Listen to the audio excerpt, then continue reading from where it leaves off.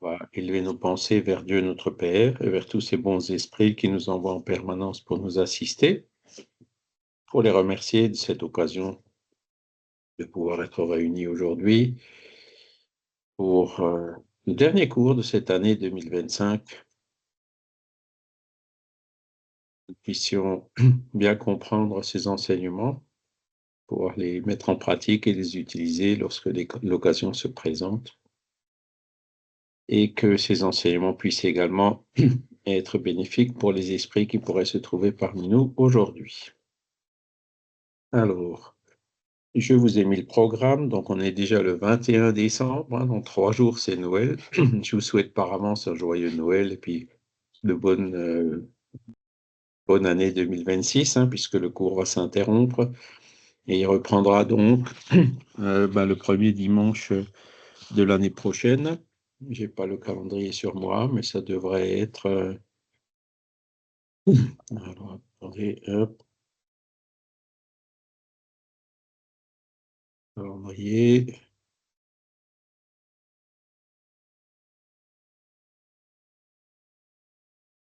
Voilà, le 4 janvier. Voilà. Et donc, le dernier module, le module 22, il parle du mouvement spirit. Voilà, donc on va essayer de voir ce que c'est, de comprendre ce que c'est, et puis d'échanger des idées sur le sujet. Alors là, je vais vous enlever les symboles de fin de ligne,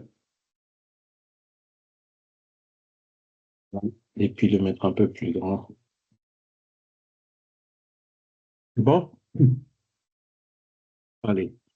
Donc, on va définir ce que c'est que le mouvement spirit, quel est son objectif. On va établir la différence entre le mouvement spirit et la philosophie spirit.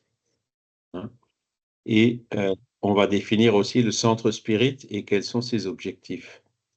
D'accord? Alors, le mouvement spirit, c'est l'ensemble des activités dont l'objectif est d'étudier, de divulguer, de pratiquer la philosophie spirit contenue dans les livres de base d'Alan Kardec, en la mettant à la portée au service de toute l'humanité. Les activités qui composent le mouvement spirit sont réalisées par des personnes isolées ou en groupe et par des institutions spirites. Donc ça, c'est tiré d'un fascicule du Conseil Spirit International qui s'appelait Divulguer le spiritisme, une nouvelle ère pour l'humanité. Je ne sais pas si vous aviez eu accès à ces fascicules. Si ça vous intéresse, je peux vous les envoyer. Et donc, voilà, le mouvement spirit, c'est toutes les personnes qui s'intéressent au spiritisme, de près ou de loin, peuvent se regrouper en général, ont tendance à se regrouper, comme on est en train de le faire ici ce matin. Et donc, voilà, toutes les activités qui sont liées à ces regroupements, voire même il y a des personnes qui aujourd'hui, les choses changent. Il y a encore quelques décennies, les personnes se réunissaient dans des groupes, quoi, parce qu'après, on pouvait étudier le spiritisme en allant à la librairie acheter des livres, on pouvait lire des revues, des choses comme ça, mais après, il fallait aller physiquement sur place, soit pour assister à une conférence, soit pour rencontrer d'autres spirites. Aujourd'hui, les choses changent. Avec Internet, vous avez plein de gens qui sont isolés et qui sont spirites, mais qui sont dans aucun groupe, qui préfèrent, il y en a qui préfèrent travailler seuls, il y en a d'autres qui sont isolés tout simplement parce qu'il n'y a pas de centre spirit à proximité de chez eux. Mais avec les outils qu'on a, Internet, YouTube, etc., enfin bref, vous pouvez assister aujourd'hui pratiquement autant de conférences que vous voulez, peut-être pas tellement en français, mais c'est surtout en portugais qui a une énorme offre. Des conférences, des cours, il y a beaucoup de choses qu'on ne pouvait faire qu'en présentiel et qu'aujourd'hui on peut faire en virtuel. Et ça, c'est un des grands changements. Donc, du coup, paradoxalement, il y a un peu moins de groupes. Il y a des groupes qui ont fermé, qui n'ont pas continué. Mais quand on regarde, il y a beaucoup plus de... Moi j'ai vraiment la sensation qu'il y a beaucoup plus de spirit qu'avant.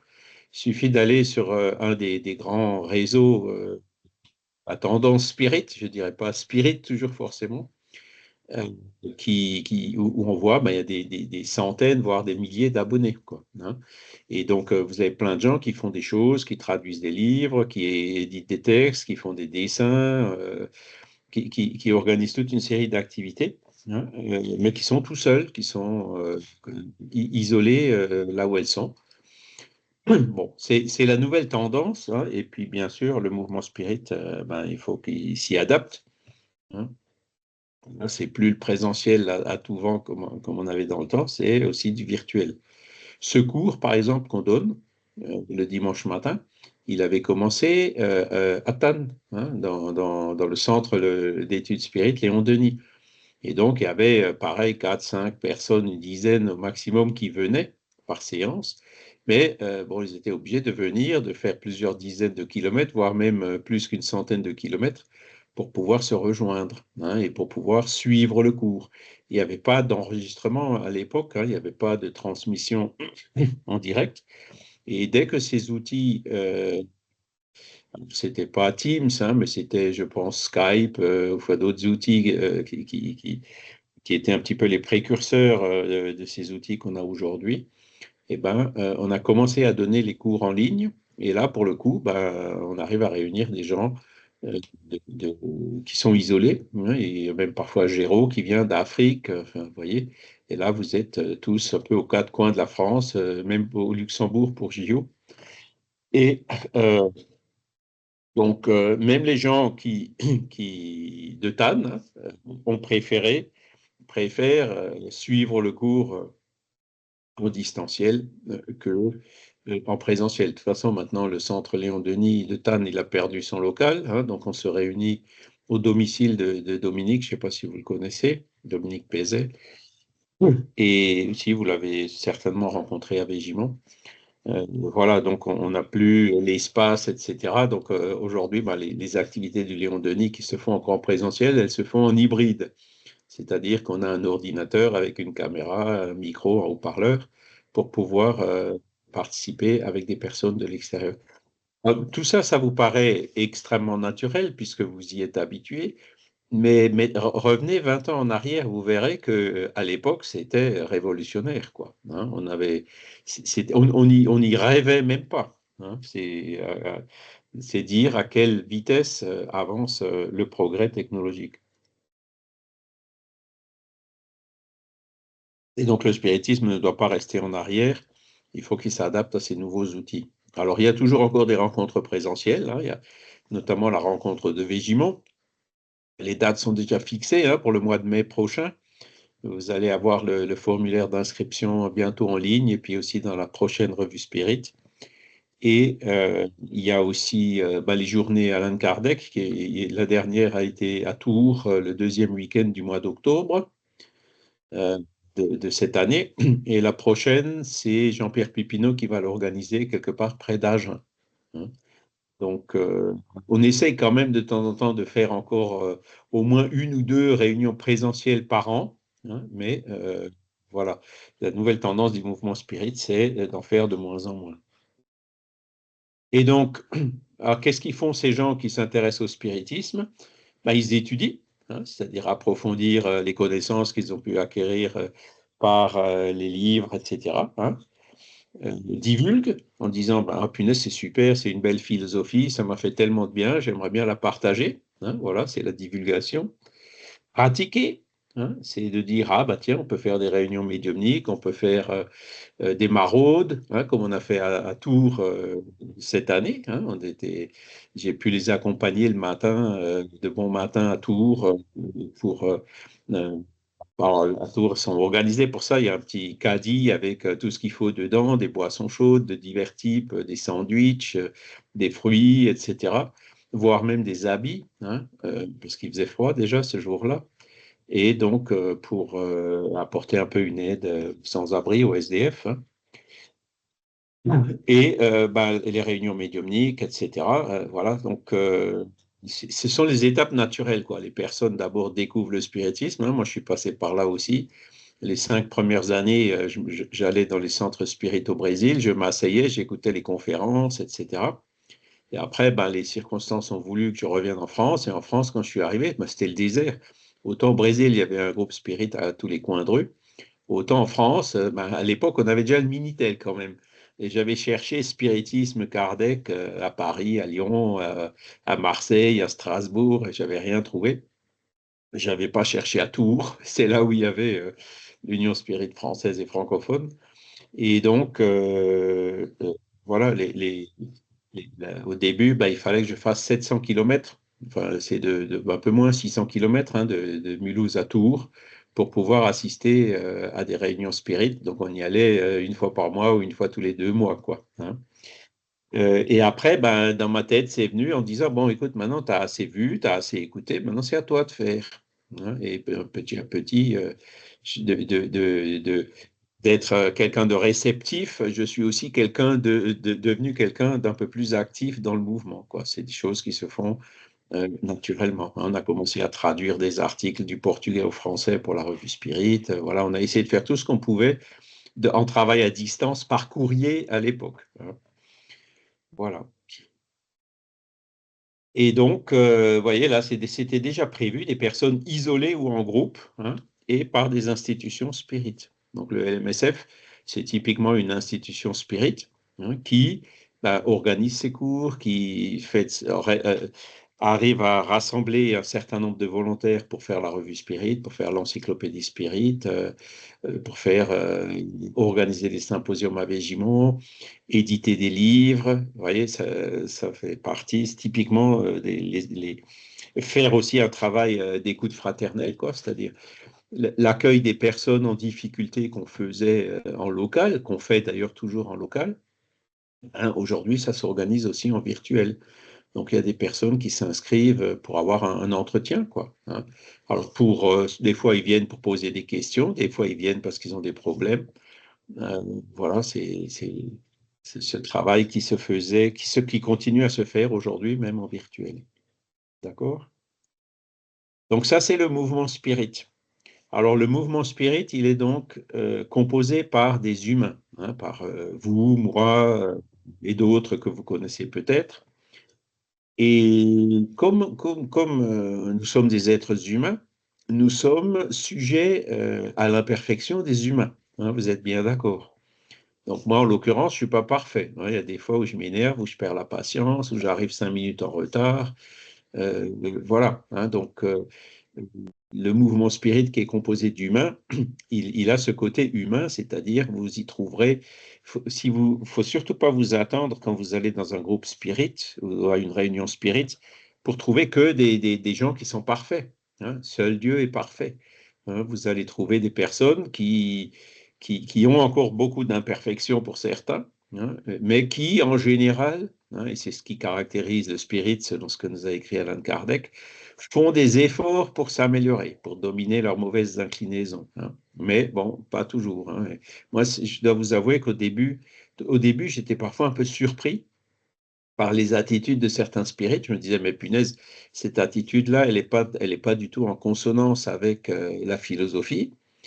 Mais bon, voilà, c'est là où il faut, si vous vous attendez à trouver des gens parfaits, vous serez déçus. Hein, c'est-à-dire que la perfection n'existe pas.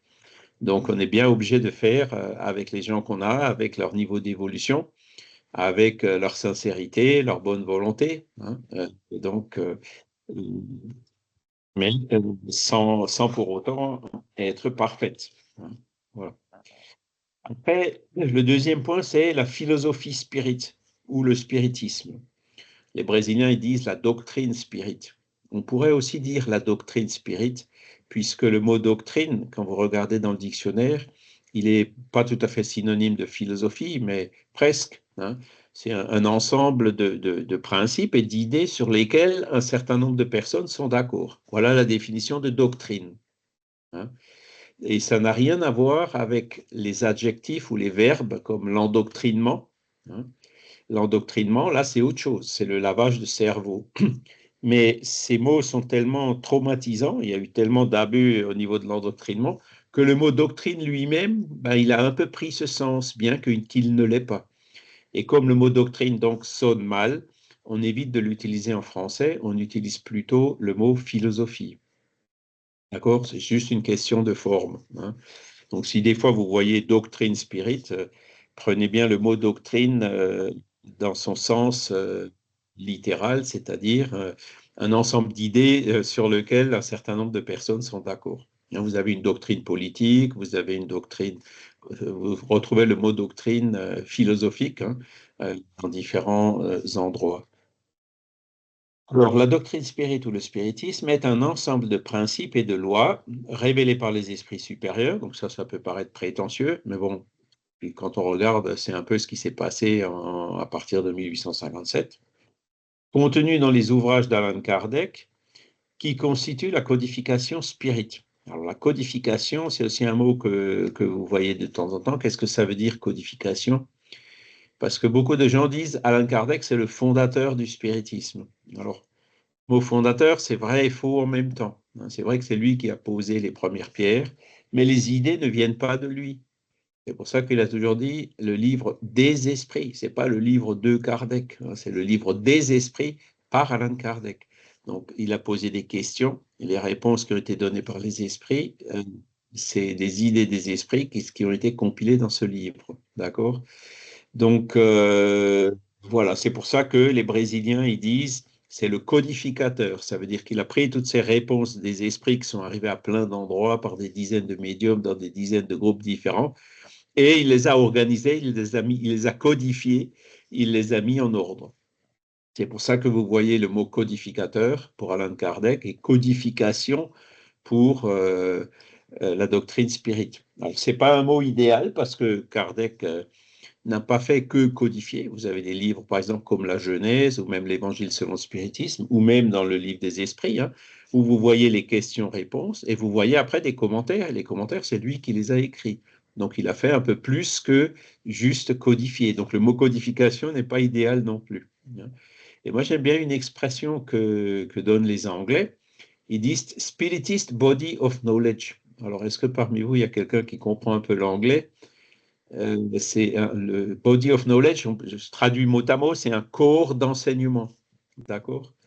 Ou une base de connaissances, on pourrait le dire aussi comme ça, quoi. Donc, eux, ils disent spiritist body of knowledge, ils disent pas doctrine, ils disent pas codification, ils disent base de connaissances spirit. Voilà. Bon, vous prenez l'expression qui vous convient le mieux. Hein.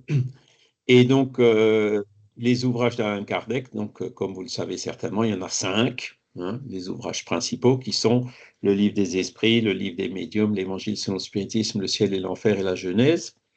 Ça, c'est vraiment les 5 livres de base. Hein. Après, bon, il a écrit Qu'est-ce que le spiritisme, sa plus simple expression. Il a écrit aussi la revue Spirit.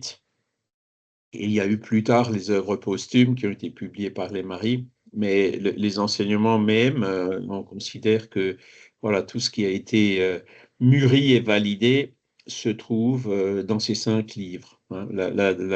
La revue Spirit, vous trouverez plein d'articles, mais c'était comment dire, ils testaient un peu les idées des lecteurs, et ils recevaient, ils échangeaient avec les lecteurs, et une fois que le texte il était mûr, hop, il passait dans un des 5 livres. Par exemple, dans la revue Spirit, vous trouverez un article qui s'appelle Caractère de la révélation Spirit. Et c'est le premier chapitre de la Genèse. Et quand vous les comparez, vous voyez que entre les deux, il y a eu une petite évolution, il y a eu des ajustements, il y a eu des mises au point, il y a eu des réglages, quoi. Hein. Donc, la revue Spirit, c'est aussi une source intéressante d'enseignement. C'est plutôt sur comment ils faisaient, etc. Vous avez des comptes rendus de la Société parisienne des études Spirit, vous voyez comment ils travaillaient. Il y a plein d'informations intéressantes dans la revue Spirit. Mais je dirais les textes finaux, hein, ceux qui avaient été définitivement mis en point, sont dans ces 5 livres. Donc c'est là où vous trouvez l'enseignement de base, la base de connaissance du spiritisme. Évidemment, il y a eu plein de compléments. Hein. Il y a eu Léon Denis, il y a eu Gabriel Delanne, il y a eu Chico Xavier, il y a eu beaucoup d'ouvrages qui sont venus compléter hein, cette base de connaissances, mais on en est toujours là. Hein. C'est-à-dire que si aujourd'hui vous voulez étudier le spiritisme, ben, on conseille toujours de commencer par les livres d'Alain Kardec, puisque c'est toujours eux qui constituent la base. Hein. Ils n'ont jamais été annulés et remplacés par d'autres. Alors là aussi, donc la philosophie spirit, donc c'est le paragraphe suivant. hein, révélé par les esprits et codifié par Allan Kardec, c'est une base solide et rationnelle, hein, malgré son caractère progressif et évolutif et des millions de studieux et d'opposants. Aucun de ces principes fondamentaux n'a pu être remis en cause à ce jour, après plus de 150 ans d'existence. Par contre, le mouvement spirit est composé d'humains, donc sujet à l'imperfection des hommes. C'est ce que je vous disais. Donc, quand on regarde la philosophie spirit telle que Allan Kardec nous l'a laissée, il y a deux choses à voir, hein. Il y a le fond, c'est-à-dire les enseignements. Voilà, on a une âme, cette âme se réincarne, elle existait avant, elle survit après, elle existait avant la naissance, elle survit après la mort. Les âmes peuvent se communiquer avec les humains, hein, par la médiumnité. On est composé de trois choses, hein, l'esprit, le père-esprit et le corps physique. Et les esprits désincarnés, ils n'ont plus que l'esprit et le père-esprit. Tout ça, ce sont des enseignements de base que voilà, personne, jusqu'à aujourd'hui, hein, a réussi à démontrer qu'ils sont faux. Il y a quelque chose à revoir dans ces enseignements, hein. Il y a eu des compléments, évidemment, hein. Bon, après, il y a plein d'auteurs qui, par exemple, le Père Esprit, ils l'ont divisé, ils parlent de 7 corps, des choses comme ça, hein. Ben, c'est tout simplement une division un peu plus fine. Kardec, il avait divisé en 3 parties principales, hein. Esprit, Père Esprit, corps, comme on l'a vu, hein, plus le fluide vital. Ben, d'autres auteurs ont divisé en 5 ou 6 ou 7 tranches différentes, ce Père Esprit, hein, donc, c'est possible. Donc, vous voyez, c'est plus un complément que vraiment une négation ou une contradiction, ou démontrer que c'était faux. D'accord? euh, Par contre, vous avez des vices de forme dans Kardec, hein, puisque autant Allan Kardec que les médiums qu'il utilisait à l'époque, que les esprits qui sont venus se communiquer, étaient quand même fortement imprégnés de la culture de l'époque. Cette culture de l'époque était fortement imprégnée encore par des siècles d'hégémonie catholique en France, hein. Avant la Révolution française, la religion catholique, c'était la seule autorisée et elle était obligatoire. D'accord? Donc, ça a été aboli par la Révolution, mais bon, voilà, Kardec, il a un peu grandi à peine 10-15 ans après la Révolution, hein, dans ces milieux-là. Et donc, forcément, cet héritage, on le retrouve dans la codification. Mais ce sont plus des problèmes de forme que de fond. Dans le livre des esprits, dans l'évangile, vous avez des phrases, par exemple, comme Dieu punit, Dieu châtie. Vous voyez? Alors, si on prend ça, ces expressions à la lettre, elles sont fausses, on est bien d'accord. Parce que Dieu ne punit pas et Dieu ne châtie pas, hein. Pourquoi? Ben, qu'est-ce que c'est que la punition de Dieu, hein? Et d'ailleurs, dans la dernière édition du livre des esprits, hein, si vous la procurez chez Pipino, vous verrez qu'il y a une première page qu'on a insérée par le mouvement spirit francophone, où on explique ces problèmes de forme, hein. La punition de Dieu, c'est tout simplement l'application des lois de la nature. Et Dieu n'agit pas personnellement pour punir. Dieu ne vous punit pas quand vous vous tapez sur le doigt avec un marteau, hein. C'est tout simplement les lois de la nature qui sont là et qui font que si vous vous tapez sur le doigt avec un marteau, la loi de cause à effet fait que voilà, il y a les terminaisons nerveuses, il y a un hématome, il y a un épanchement de sang à l'intérieur du doigt, enfin ça fait mal, quoi, hein. Ce sont les lois de la nature, c'est pas une punition. Et c'est ça qu'on appelle punition de Dieu, vous voyez. Mais l'expression, c'est vrai qu'aujourd'hui, on ne l'utiliserait plus. Et quand vous lisez les livres de Léon Denis, hein, qui ont été écrits 50 ans après Kardec, en gros, vous trouverez plus ce genre d'expression, hein. Il n'y a plus ces vices de forme. Mais dans le livre des esprits, elles y sont toujours. Alors, compte tenu de la Convention de Berne, donc du droit moral des auteurs, on n'a pas le droit de changer la forme des livres d'Allan Kardec, hein. Il faudrait avoir l'autorisation de l'auteur, et même si médiumniquement il dirait je donne mon autorisation, ce serait certainement pas reconnu par nos autorités. Donc les livres de Kardec, on ne peut pas les changer. On peut rajouter des notes pas de page, on peut faire, comme on a fait une petite note de l'éditeur devant pour expliquer ces choses-là, mais les livres, on est obligé de les divulguer tels quels, hein. Ce qu'on peut par contre faire, Et c'est d'ailleurs ce que plusieurs personnes ont fait, hein, avec plus ou moins de succès d'ailleurs, hein. Euh, il y avait le nouveau livre des esprits qui a été publié par le cercle Allan Kardec de Nancy. Bon, là, franchement, moi, je préfère l'ancien, hein, parce qu'il y a tellement d'inanité dans ce livre que, voilà, ça exprimait des idées personnelles ou des idées au niveau d'un groupe, mais qui sont loin de faire l'unanimité, qui sont loin d'être prouvées, qui sont loin de suivre la concordance universelle de l'enseignement des esprits, hein. Euh, Vous en avez d'autres, hein, comme par exemple fait Fatima Medjahed, le livre des esprits expliqués, où là, en fait, elle prend des extraits du livre des esprits et elle donne des explications aujourd'hui, où elle parle de sciences, de médecine, de philosophie, d'idées actuelles, hein, pour illustrer euh, les, les, certains passages du livre des esprits. Donc ça, oui, ça, c'est une initiative qui est louable et qui est qu'on peut très bien faire, justement pour expliquer bien le fond et essayer de faire abstraction ou de contourner ces vices de forme. Voilà.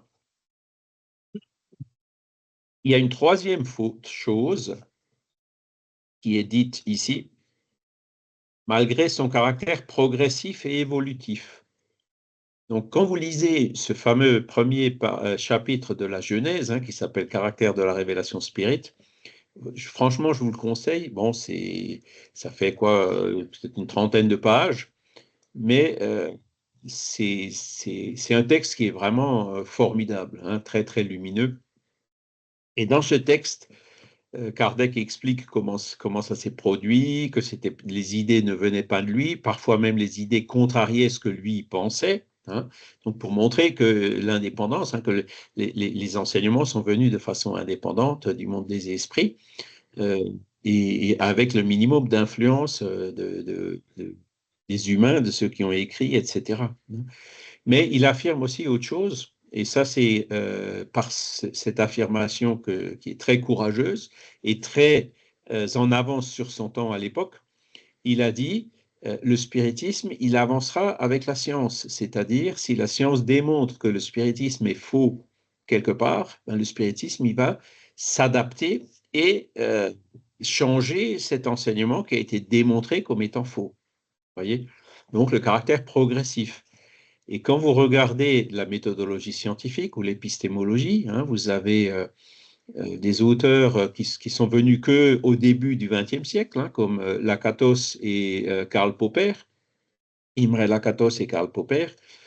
Ils ont justement établi ce critère-là, le critère qu'on appelle de falsifiabilité.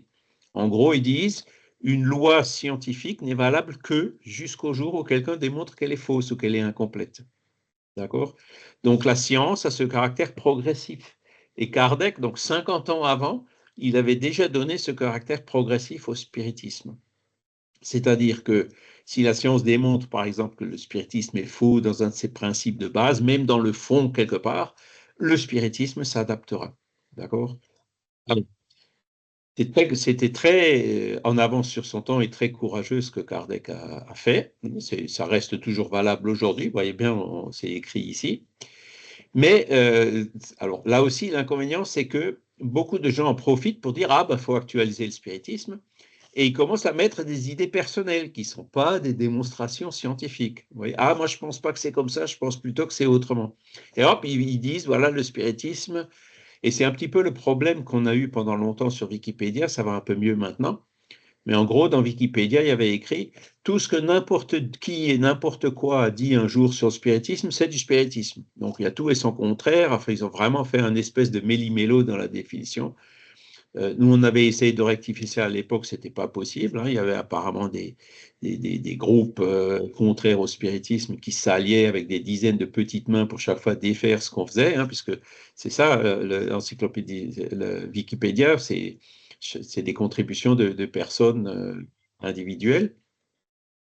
Et bon, on avait quand même réussi à dire, ben, attendez, il y a le spiritisme Alan Kardec, ça c'est le mot a été défini par Alan Kardec, c'est un néologisme, et tac, voilà, le livre des esprits, etc. Donc on avait fait une autre page où il y avait l'information correcte, hein.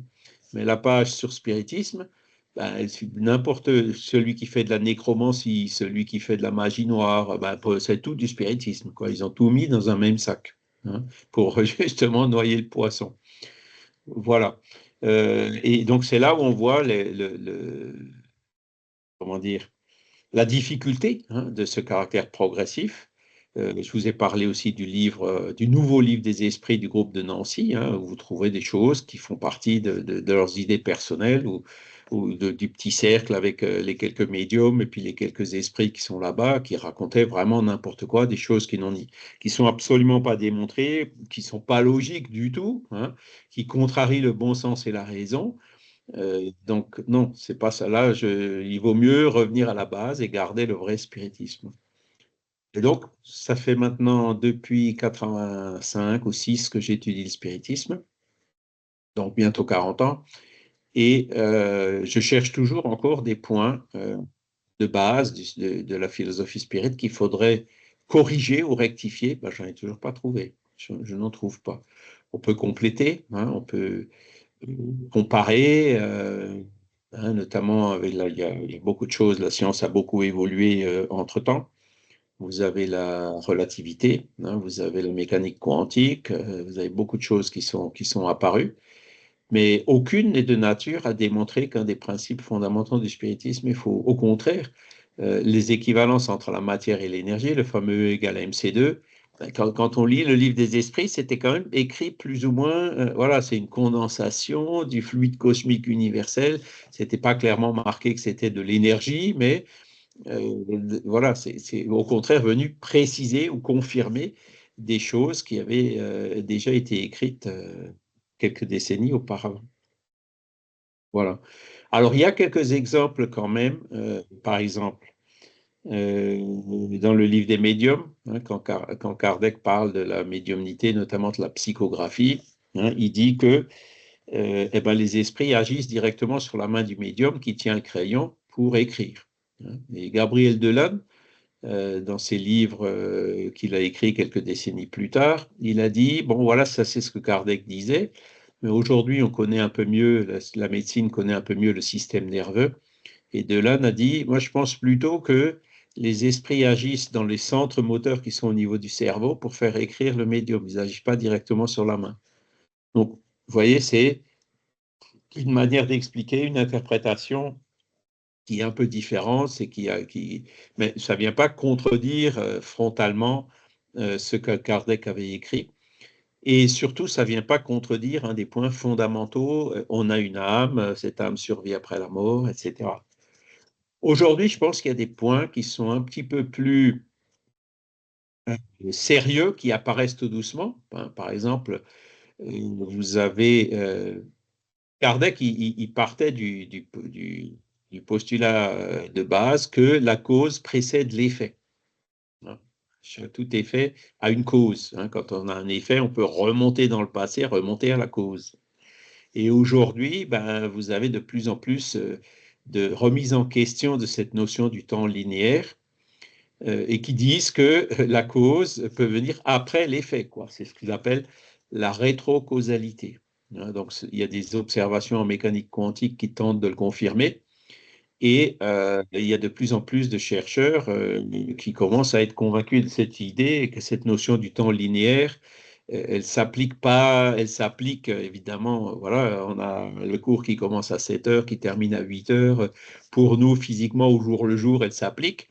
Mais quand on va plus fondamentalement dans les choses, on se rend compte que la notion du temps, elle n'est pas forcément comme ça.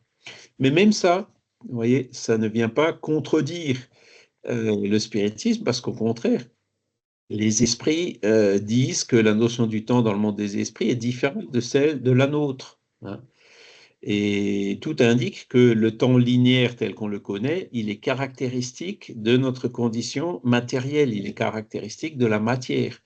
C'est quand on est dans l'espace-temps, hein, vous voyez, encore quelque chose qui a été introduit par Einstein, hein, rajouter une quatrième dimension, hein, ben, que le temps s'applique, mais pour les esprits, le temps ne s'applique pas de façon similaire. Et aujourd'hui, ben, vous avez les phénomènes, par exemple, de EMI, hein, d'expérience de mort imminente, où l'arrêt cardiaque, l'expérience physiquement, matériellement, elle dure quelques secondes ou quelques minutes au maximum, hein, entre l'arrêt cardiaque et la réanimation. Et la personne, elle a l'impression d'avoir passé 3-4 jours dans l'au-delà avec plein d'expériences, en rencontrant plein de monde, plein de gens, qui a duré beaucoup plus longtemps que ces quelques secondes ou ces quelques minutes. Et donc, on a beaucoup d'éléments qui tendent à confirmer qu'effectivement, la notion du temps dans le monde des esprits, elle est différente de la nôtre. Et c'est certainement une des clés de la compréhension de ce qu'on appelle la précognition ou les rêves prémonitoires, ou tous ces phénomènes qui tendent, où on peut parfois prévoir l'avenir, prévoir des choses qui vont se passer dans le futur et totalement inattendues, totalement improbables et qui réellement se produisent dans des conditions plus ou moins exactes de ce qu'on avait entrevu. Donc, euh, toutes ces questions, vous voyez, sont un peu liées. Et donc là, ben, il y a par exemple une remise en cause d'un postulat de base qui est que la cause précède l'effet, hein, ben, autant dans la science que dans le spiritisme. Hein. Mais le spiritisme, il va falloir qu'il suive, c'est-à-dire à partir du moment où quelque chose est démontré scientifiquement, il s'adaptera et il suivra. Ça va? Je vous saoule pas trop? Vous êtes assez silencieux ce matin?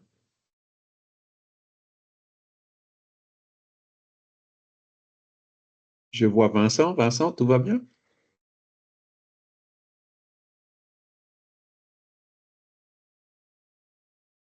Ah, il y a Isabelle qui donne signe de vie. D'accord. Bon, ben, donc voilà, aujourd'hui on est toujours là. Mais ce qui est clair, c'est que si demain la science démontre ben, que quelque chose est faux dans la base de Kardec, hein, mais il faut que ce soit une démonstration autour de laquelle il y a un consensus, c'est peut-être pas une unanimité, mais au moins un consensus, et ben, le spiritisme s'adaptera. D'accord? Le spiritisme n'est pas gravé dans le marbre. Les enseignements sont évolutifs. Et si vous voulez voir comment Kardec il a anticipé tout ça, euh, eh ben, c'est dans ce premier chapitre de la Genèse, caractère de la révélation spirituelle. C'est vraiment un monument, ce texte. Mais vous verrez, vous serez déçus parce que vous le lirez une fois, vous dites, oh là, il y a beaucoup de choses là-dedans. Après, vous le lisez une deuxième fois, oh là, je suis passé à côté de la majorité des choses. Ben, quand vous le relirez la 20e fois, vous verrez que, ah ben, il y a encore des choses où j'étais passé à côté. C'est un texte qui est vraiment extrêmement riche, quoi. Voilà. Charles, je pense que tu as raison. Le spiritisme est évolutif, mais rien n'est construit pour qu'il soit évolutif dans ses textes.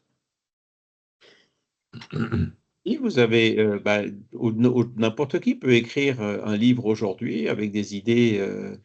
Par exemple, bon, tout ce qui est ectoplasmie, c'est pas dans les textes, c'est venu après. Hein. Tout ce qui est, il y a beaucoup de notions, transcommunication instrumentale. Enfin, il y a plein de choses qui sont venues par après. Donc Kardec, il a absolument pas parlé, ou pratiquement pas parlé. Hein.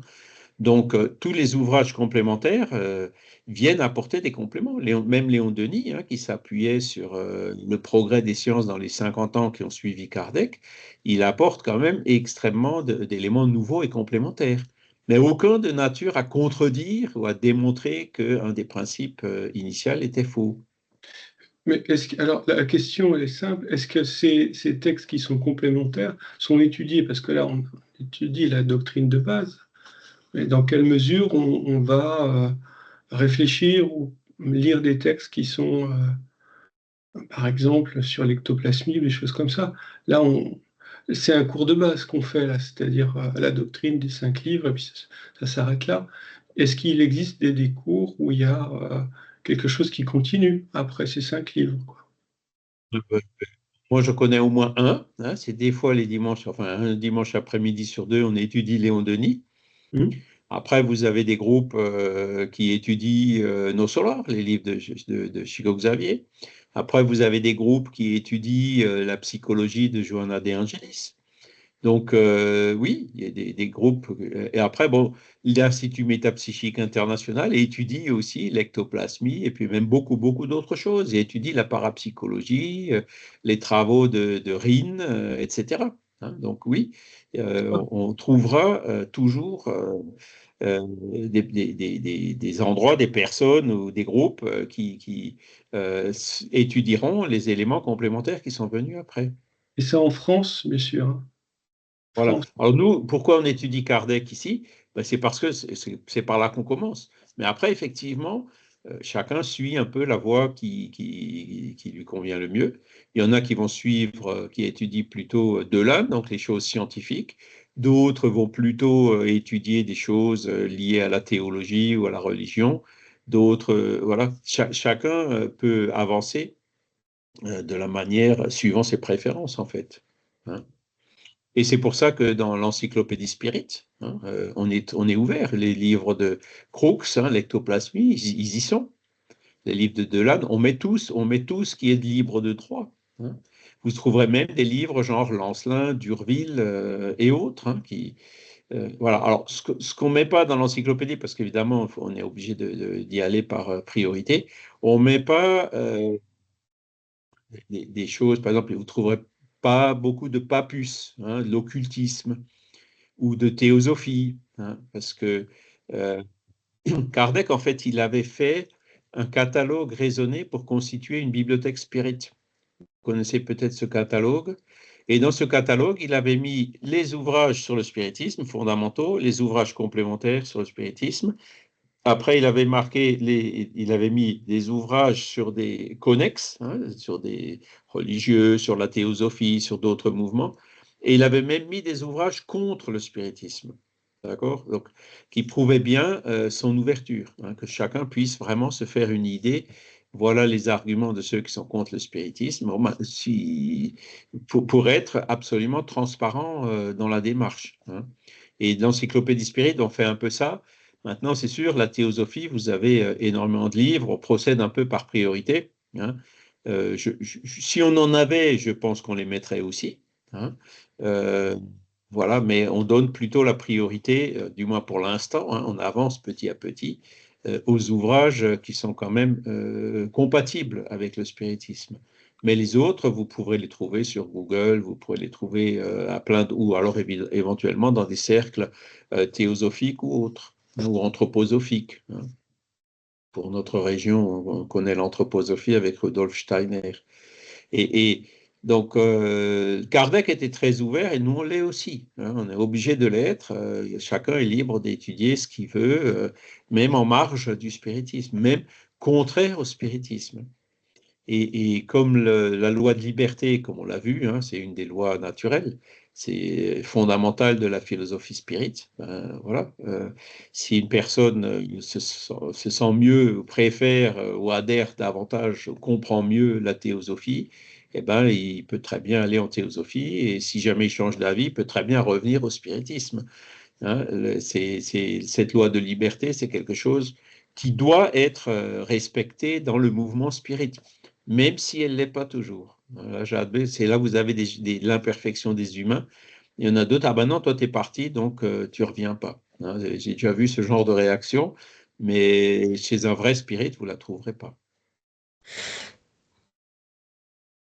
hein. Oui, j'avais une remarque au sujet de la phrase le caractère progressif et évolutif.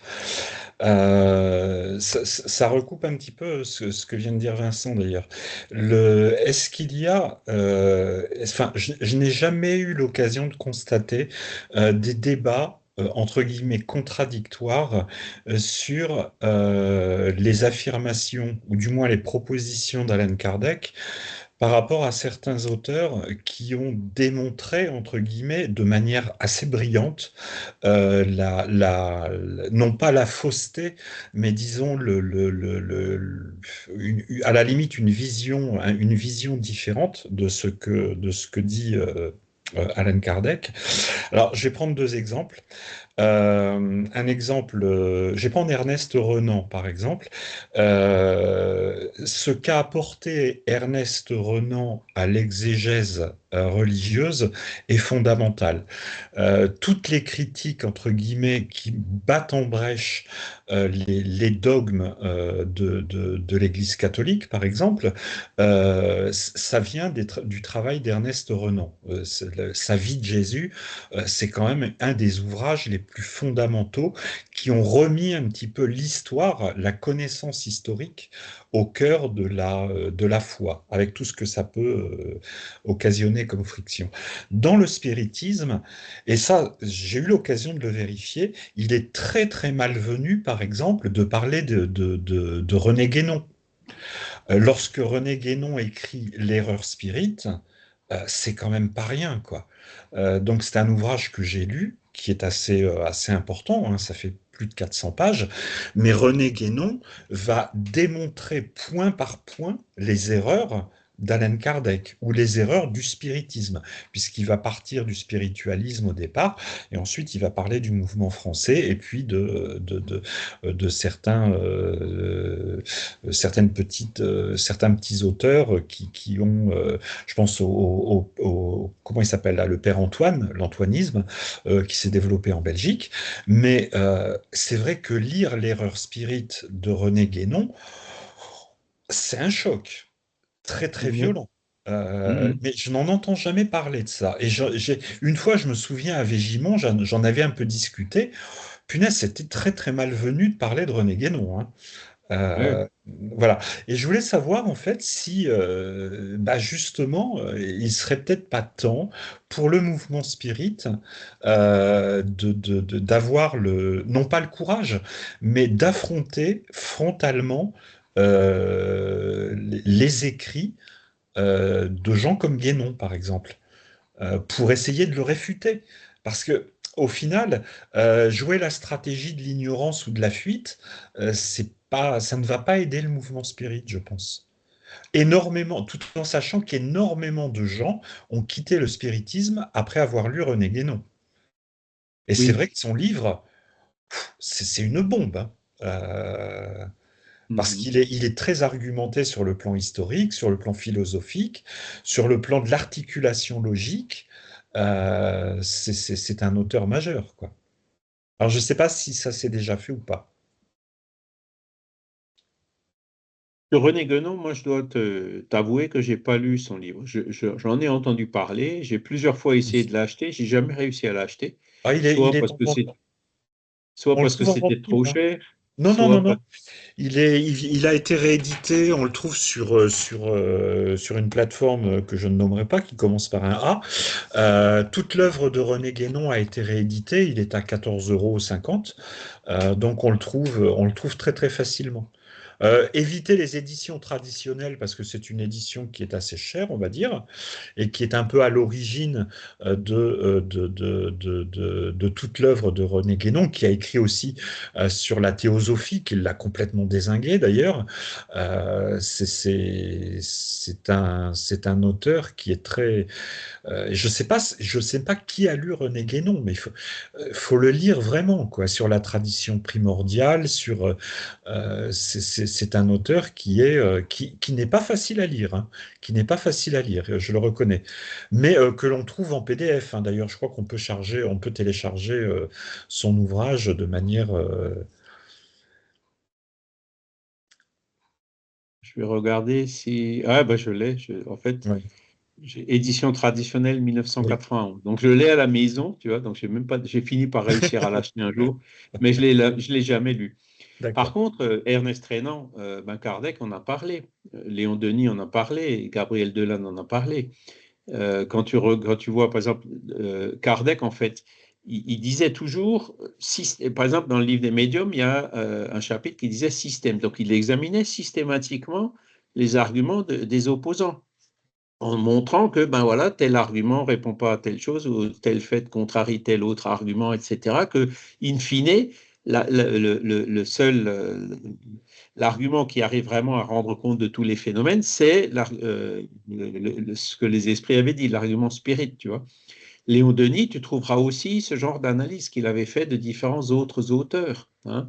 Gabriel Delanne, il l'avait fait aussi pour certains philosophes, etc. Alors René Guénon, je me souviens plus, mais son livre, il a dû l'écrire juste avant-guerre ou quelque chose comme ça, entre les deux guerres. C'est pas, Oh, je ne sais plus la je, date le, exactement, mais je le confonds souvent avec Sudre, René ah Guénon oui. avec Sudre. Sudre, je sais que lui, il était fondamentalement matérialiste. Bon, alors là, tu vois, quand moi je commence à lire un livre et que je vois que l'auteur dit tout ce qui est en dehors de la matière n'existe pas, ok, c'est son hypothèse de départ au niveau de ses réflexions, c'est pas la mienne, donc en général, j'arrête assez vite, quoi, parce qu'il fait une affirmation, il fait un beau raisonnement qui est certainement juste, mais qui part d'une affirmation qui, moi, me semble fausse. Je sais par avance qu'il va arriver à un résultat qui sera peut-être faux ou peut-être discutable. Mais René Guénon, je t'avoue que je ne connais pas. Mais est-ce qu'il y a eu des réponses de René Guénon? À mon avis, oui. Mais ça, il faudra le chercher dans des auteurs qui sont plus récents, comme par exemple André Dumas, hein. Il a certainement répondu à René Guénon. Et je peux éventuellement chercher dans les revues Spirit, qu'on a d'ailleurs scannées, qui sont sur l'encyclopédie Spirit après-guerre, donc d'éventuelles réponses qui ont été faites à ces arguments de René Guénon. Donc, le spiritisme n'est pas, voilà, et chacun peut, aujourd'hui, de toute façon, chacun exprime ses idées et tout. Moi, personnellement, bon, je préfère me consacrer à l'ABC, hein, j'ai pas je suis pas un très bon philosophe, un très bon pour argumenter, faire des analyses critiques de certains ouvrages, hein. Je suis un peu trop pragmatique pour ça, tu vois. Kardec, lui, il allait jusqu'au bout. Alors que moi, quand je vois quelque chose qui cloche au départ, ben j'arrête, quoi. Alors, c'est peut-être limitatif, tu peux me dire, mais bon, l'ouvrage qui dit l'esprit n'existe pas, ben, en général, je ne vais pas beaucoup plus loin, quoi. J'arrête là parce que moi, pour moi, j'ai des preuves que l'esprit existe, donc l'auteur, il part d'une prémisse qui est fausse, enfin qui ne correspond pas à la réalité des faits, tu vois. Alors, je vais peut-être l'ouvrir quand même, ce livre de René Guénon un jour, mais si tu me dis qu'il est difficile à lire, j'en ai tellement d'autres qui sont intéressants à lire. Et ça, c'est les acquisitions récentes et c'est qu'un petit morceau. C'est un auteur brésilien que j'aime beaucoup, donc lui, il a peut-être aussi écrit là-dessus, hein, qui s'appelle Herculano Pires. Alors évidemment, c'est en portugais, mais lui, par contre, lui, il était philosophe.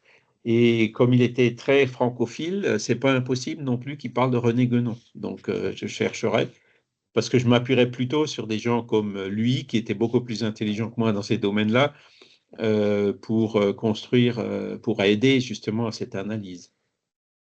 Alors, René Guénon, moi je me souviens que Roger Pérez, il en parlait pas de façon très positive, hein. Alors je ne sais plus si c'est Sudre ou Guénon, parce que je confonds toujours les deux. Il y en a un qui est mort au Caire.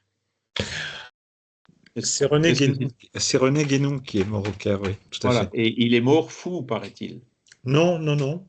Non, non, pas du tout. Il s'est converti plus ou moins on va dire au soufisme, mais non, non, il est pas mort fou. C'est Nietzsche qui est mort fou. D'accord. Euh, Encore un autre. Ouais. ouais.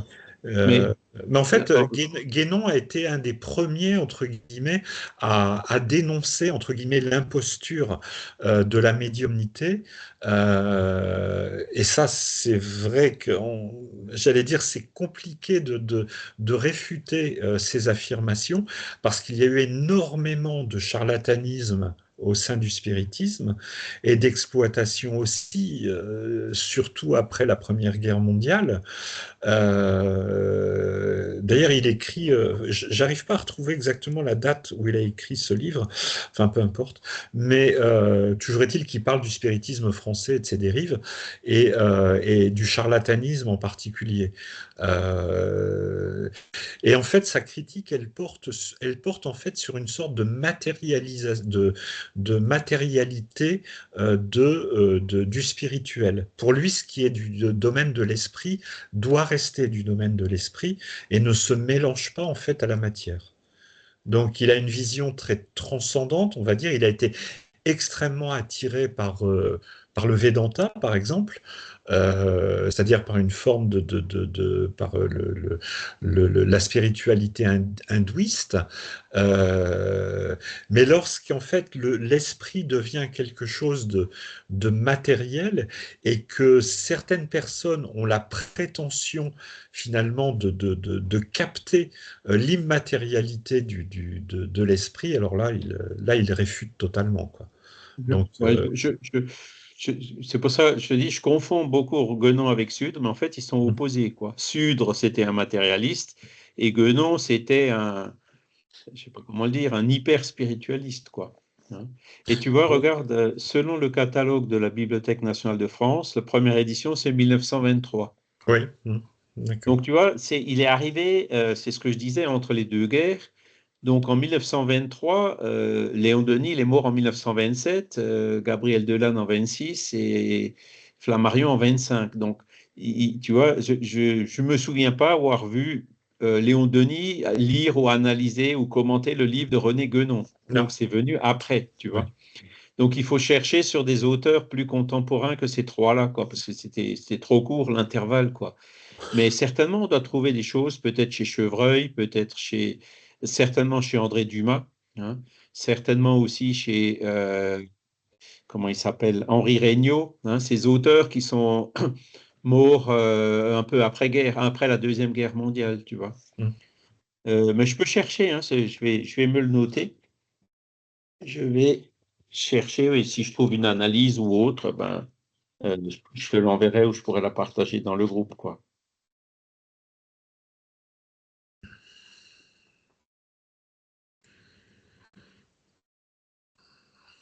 Parce que ce qui se passe, c'est que c'est sûr que il y a tellement, je dirais, de crainte et de résistance par rapport au spiritisme qu'on trouve encore aujourd'hui, que dès qu'il y a un auteur qui écrit un peu quelque chose contre le spiritisme, il y a tout de suite un attroupement des gens qui adhèrent à cet auteur-là pour dire, ouf, ça y est, on s'est enfin libéré du spiritisme.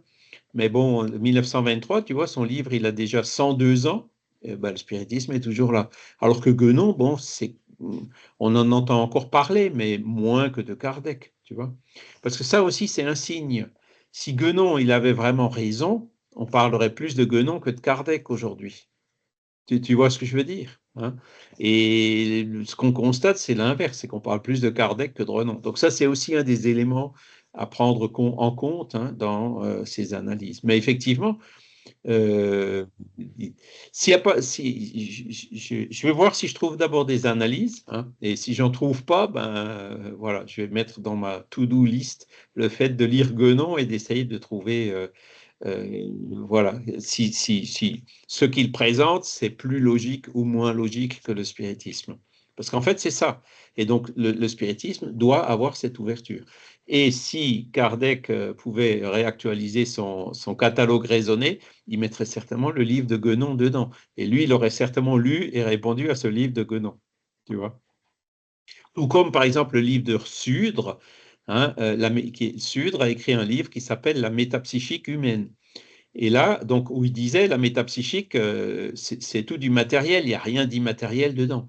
Et c'est là où Bolzano, il lui a répondu, hein, dans un livre qu'il a appelé Introduction ou à propos de la métapsychique humaine, et où il cite les fameux 12 phénomènes, hein, voilà les différentes 12 catégories de phénomènes sur lesquels il défie de trouver une explication matérialiste.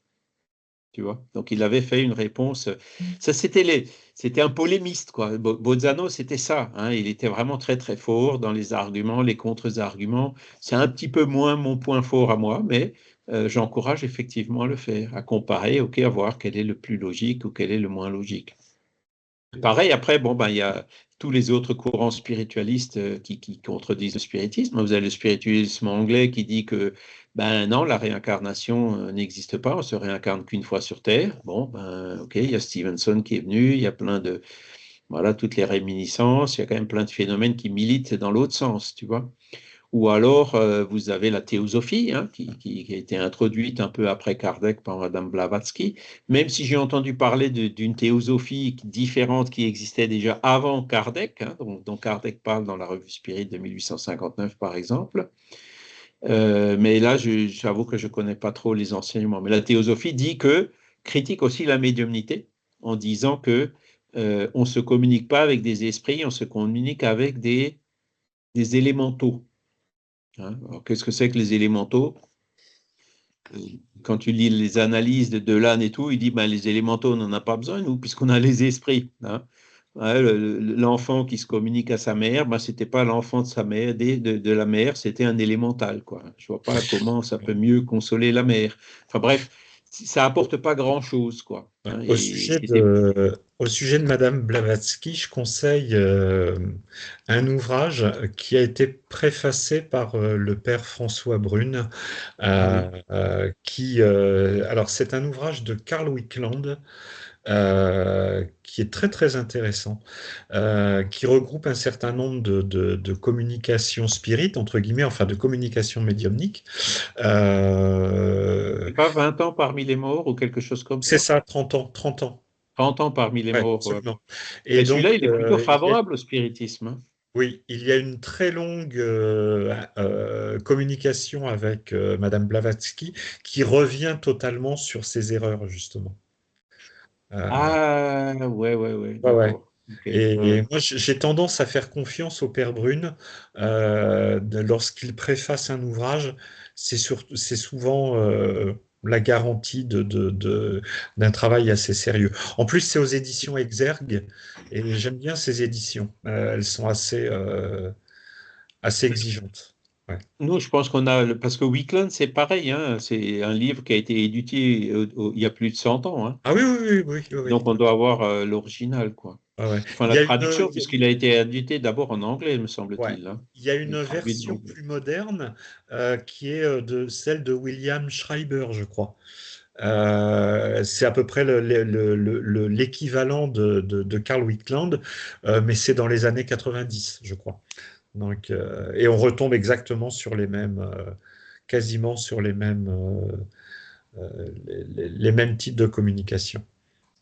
C'est pareil, tu vois, par rapport à la théosophie. Bon, ben, le spiritisme, on va pas. Bon, chacun est libre de choisir ce qui lui convient le mieux. Tu vois ce que je veux dire? Et ça, c'est ce principe de liberté, il est sacré dans le spiritisme. Il fait partie même des enseignements, des lois naturelles ou des lois divines, hein, comme on l'a vu pendant ce cours. Donc, si la personne trouve des idées qui lui correspondent mieux dans la théosophie, eh bien, tant mieux. Si ça peut permettre d'aider la personne à devenir meilleure, il ne faut surtout pas la déranger dans ses idées, dans ses arguments. Tu vois, c'est pour ça que moi-même, je trouve que parfois Léon Denis ou Gabriel Delanne, ils allaient un peu loin dans les critiques, dans les polémiques, si tu veux. Hein. C'est pas trop mon genre. Moi, bon, ok, si ça te convient, bah, je suis heureux, je suis tant mieux. Hein. Euh, et moi, je fais la même chose, quoi. Pourquoi je suis toujours encore dans le spiritisme? Parce que ça me convient. J'ai déjà essayé de lire, même par exemple, ce nouveau livre des esprits. J'ai pas réussi à le lire jusqu'à la fin. Au bout de la 20e page, je me suis arrêté parce que je me suis dit, mais attends, mais il y a tellement d'inanité là-dedans, la manière dont c'est présenté, ça va pas du tout. L'auteur qui parle de lui sur 10 pages dans l'introduction, mais bon, est-ce que Kardec qui parle de lui sur 10 pages dans l'introduction du livre des esprits, on voit tout de suite des différences, quoi. Et après, ben, l'arrêt gigante de Djibouti qu'on nous cache avec des théories de conspiration ou je ne sais quoi, ben ça me correspond pas du tout. Donc j'ai tout de suite laissé le livre de côté. Je l'ai même pas lu jusqu'à la fin. Hein, et il y a beaucoup de livres comme ça, Le Roi Givaudan, pareil. C'est des livres que beaucoup de gens aiment, mais moi j'aime pas du tout. Je bloque au bout de quelques lignes, quoi. Hein, on voit tout de suite que ils sont pas honnêtes. Enfin, moi je sens qu'il y a un manque de transparence dans ce qu'ils disent, quoi. Ils ont peut-être d'autres objectifs qui se sont d'ailleurs confirmés par la suite, qui sont plutôt d'ordre commerciaux, quoi. Mais Hein. c'est ça le problème, je crois, avec la médiumnité actuelle. Il y a alors, si on prend deux exemples un peu opposés, il y a, comment il s'appelle, Stéphane Alix, qu'on peut considérer comme un enquêteur relativement honnête dans sa démarche. Et puis, bon, lui n'est pas médium, je pense, mais il y a d'autres médiums. Alors, je vais. Il a essayé, hein. Il a Oui, il même a pris de essayé. l'ayahuasca ou je sais pas quoi. Il a pris Oui, oui, oui, oui, du tout à fait. LSD ou je sais pas quoi. Il a Ouais, essayé, hein, d'être ouais, ouais, médium, mais bon. ouais. Et puis il y a, comment elle s'appelle, Madame Daré. Alors elle, c'est, voilà, tous les ans, elle nous pond un livre avec des grandes révélations et c'est de manière métronomique, quoi. Et là, moi, j'ai énormément de mal à adhérer à ce qu'elle raconte, quoi. Oh, bon, elle donne, par exemple, elle annonce des choses. Est-ce que ces choses se produisent ou pas? Bon, bah, c'est un des critères à suivre. Oui, mais il y a des Après, fois. Alix, il est journalistique, hein. Lui, Ouais, il va jamais conclure. ouais, Il va ouais, toujours laisser le point ouvert. Il va pas dire franchement, oui, l'esprit existe, non, il n'existe pas. Tu vois, il tourne autour du pot, il tourne autour du pot, et il conclut en disant, ben, c'est ouvert. ouais. Suite au prochain épisode, au prochain livre qui coûtera tant. Tu vois. Bah oui, oui, Moi, je oui. peux pas m'empêcher de voir Bah, les, les- les- on trouve ça hein. aussi avec, comment elle s'appelle, Geneviève Delpech. Alors au départ, Ah oui, qui était la compagne de Michel Delpech. ouais, Alors c'est au ça. départ, elle a travaillé avec Jean-Jacques Charbonnier. Je l'ai entendue récemment dans une émission où elle commence à se mêler un petit peu de prédictions. Mais punaise, ce qu'elle raconte, c'est d'une banalité à pleurer, quoi. En 2026, il y aura des accidents, il y aura des catastrophes, les temps sont durs, préparez-vous à un changement. Enfin, je veux dire, c'est on peut ce genre de phrase copier-coller qu'on peut adresser à n'importe quel moment, quoi. Et de la petite voyance qu'on Ah voit oui, déjà oui, non, mais depuis des c'est siècles. pénible. Et puis, Et, moi, je dis ça, peut-être que je me trompe, hein. Bah oui, mais à ce moment-là, si elle se trompe, enfin, c'est décevant au possible, quoi, décevant. on trouvait ce genre de choses dans les revues Spirit, hein. Ouais, ouais. Là, j'ai scanné les revues belges, par exemple, hein, une revue La vie d'outre-tombe ou Spiritualisme moderne, je ne sais pas comment. 1939. Alors, j'ai lu les prédictions.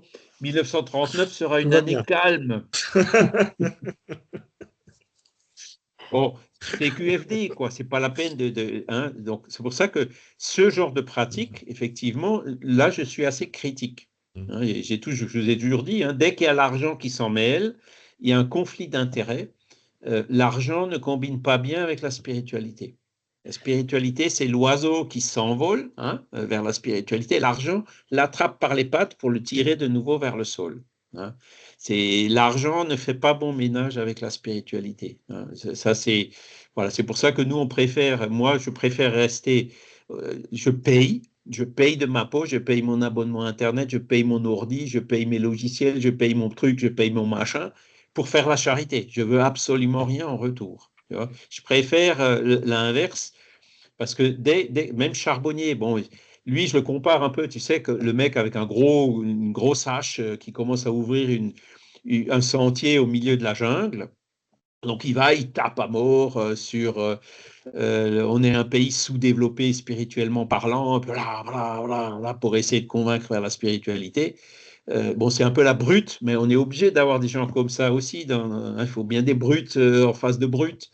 Et bon, qu'est-ce qui s'est passé? Voilà, ben maintenant, il fait son business avec la transcommunication instrumentale à 150 € la séance, quoi. Bon, ça le regarde, hein, mais donc, nous, on ne fait pas ça. Charbonnier a fait de bonnes choses, Alix a fait de bonnes choses, hein, mais pour moi, il manque de désintéressement. Et j'ai plutôt tendance à faire confiance au désintéressement que là où il y a des conflits d'intérêts, surtout quand c'est de l'argent qui est en... Ça, c'est ma position personnelle, tu vois. Euh, et moi, je le dénonce au sein du mouvement spirit. Il ne doit pas y avoir de négoce. Dès qu'il y a du négoce, ça ne va pas. Qu'on vende des livres, je veux bien. Demande des participations aux frais quand on loue une salle ou quelque chose, ou quand on va à Végimont parce qu'on mange, on est hébergé, je veux bien, hein, mais de l'argent qui va dans la poche, ça, je refuse. Tu vois. La librairie Spirit à but lucratif, il y en a une en France où les gérants non rémunérés se mettent les bénéfices en poche à la fin de l'année. Ça va déjà un peu trop loin à mon sens. Tu vois, nous, on préfère faire des livres dans un but, dans une structure associative où tous ceux qui sont là, c'est des bénévoles, ils ne tirent pas un seul centime. Ils se font éventuellement rembourser des frais, hein, ça je veux bien aussi, parce qu'après, tu as des gens qui n'ont pas les... Moi, je peux payer mes frais, mais je comprends très bien qu'il y a des gens qui sont extrêmement valables qui ne peuvent pas payer leurs frais. Hein, et donc, qu'on leur rembourse les frais, ça me paraît tout à fait normal, parce que si tu ne lui rembourses pas les frais, il n'aura pas les moyens de venir, ou alors il va se saigner à blanc, il va être obligé de faire du régime pendant 2, 3 mois pour encaisser le choc, tu vois. Donc, ça, oui. Hein, mais de là à faire de la TCH à 150 euros, 200 personnes par séance, c'est quand même autre chose. Hein. Là, non. Hein. Oui, je suis Et tout à fait donc, d'accord. c'est une des caractéristiques. Oui, vas-y, Franck. Non, non, mais c'est vrai qu'en fait, les actes désintéressés sont beaucoup plus révélateurs de l'honnêteté intellectuelle d'une personne plutôt que tu parlais de maraude. Moi, j'ai eu l'occasion d'être invité justement pour en faire une. C'est quelque chose que j'ai découvert. Bah là, on se sent vraiment utile et vraiment en phase avec ce qu'est le principe de charité ou des choses comme ça désintéressé. Que Et moi, ça vaut les tous les maraudes, discours, ça vaut tous les discours les ouais. maraudes me laissent sur ma faim. Hein. Moi, je ne suis pas satisfait avec les maraudes. Je préférerais trouver une solution, tu vois, Oui, plutôt que, hein, tu vois, trouver une solution pour ces gens-là plutôt que de leur apporter à manger. Parce que oui, tout la à fait. maraude, bon, ben, tu l'as fait tel jour et le jour suivant, ils bouffent quoi, tu vois. Oui, oui. Moi ça, c'est mieux que rien. C'est bien de faire des maraudes, hein, mais il vaut mieux voilà, dire, bon, il faut qu'on change certains principes, la manière, alors qu'il y ait des gens qui soient comme ça, des cas sociaux, on l'a vu, hein, il y en a un, on a un peu causé avec. Hein. Donc, il était originaire d'Algérie, sorti de prison, largué par sa compagne, et puis il s'est retrouvé dans la rue, quoi, tu Oui, vois. on a souvent le même Et schéma qui après, se bah, il reproduit. boit, et bon, hein, mais pourquoi tu bois? Hein Fatima lui parlait en arabe, hein, parce qu'elle est aussi algérienne. Et tout de suite, enfin, tu vois, et le gars, alors attends, voir. Il y a Karine qui lui dit, oh là, mais vous en avez passé des souffrances. Tu sais ce qu'il a répondu, le gars? Oui, Ce ne c'est sont des pas des épreuves. souffrances, ce sont des épreuves. Oui, oui. Moi, j'ai trouvé ça extraordinaire. Hein. Donc, c'est là où tu vois que ces gens-là, en fait, ils sont intelligents, ils ont, hein, mais matériellement, il y a quelque chose qui cloche. Et c'est là où il faut plutôt trouver des solutions pour prévenir. Je préfère ça que de guérir, quoi. Après, bon, les Restos du Cœur, c'est plein d'initiatives comme ça que je soutiens aussi, hein, même s'ils ne sont pas spirites pour pouvoir, ben, les familles monoparentales, toutes ces situations qu'on a aujourd'hui, ben, pour que les personnes puissent quand même encore avoir un loyer, avoir éduqué leurs enfants autant que faire se peut, quoi, tu vois. Mais bon, voilà, Mm. comme ça. Oui, juste pour une toute petite remarque. Il existe différents domaines où on peut être avec en fait des gens authentiques. C'est ça qu'on cherche, quoi. Fondamentalement, ce qu'on cherche dans les rapports qu'on a avec le spiritisme et les gens en général, c'est d'avoir des rapports qui ne sont pas des rapports de domination, c'est-à-dire des rapports de soumission ou des rapports de dominant euh, aux gens. Et dans l'écoute, par exemple, des gens qui sont dans la rue, on arrive quand même là avec notre pouvoir d'achat, c'est toujours, c'est difficile de se mettre sur un pied d'égalité quand on est face à des gens qui sont par terre et qui n'ont pas les moyens de vivre. Et moi, ça me trouble toujours un peu. C'est pareil, il y a aussi d'autres endroits où, par exemple, on peut faire l'écoute en fin de vie.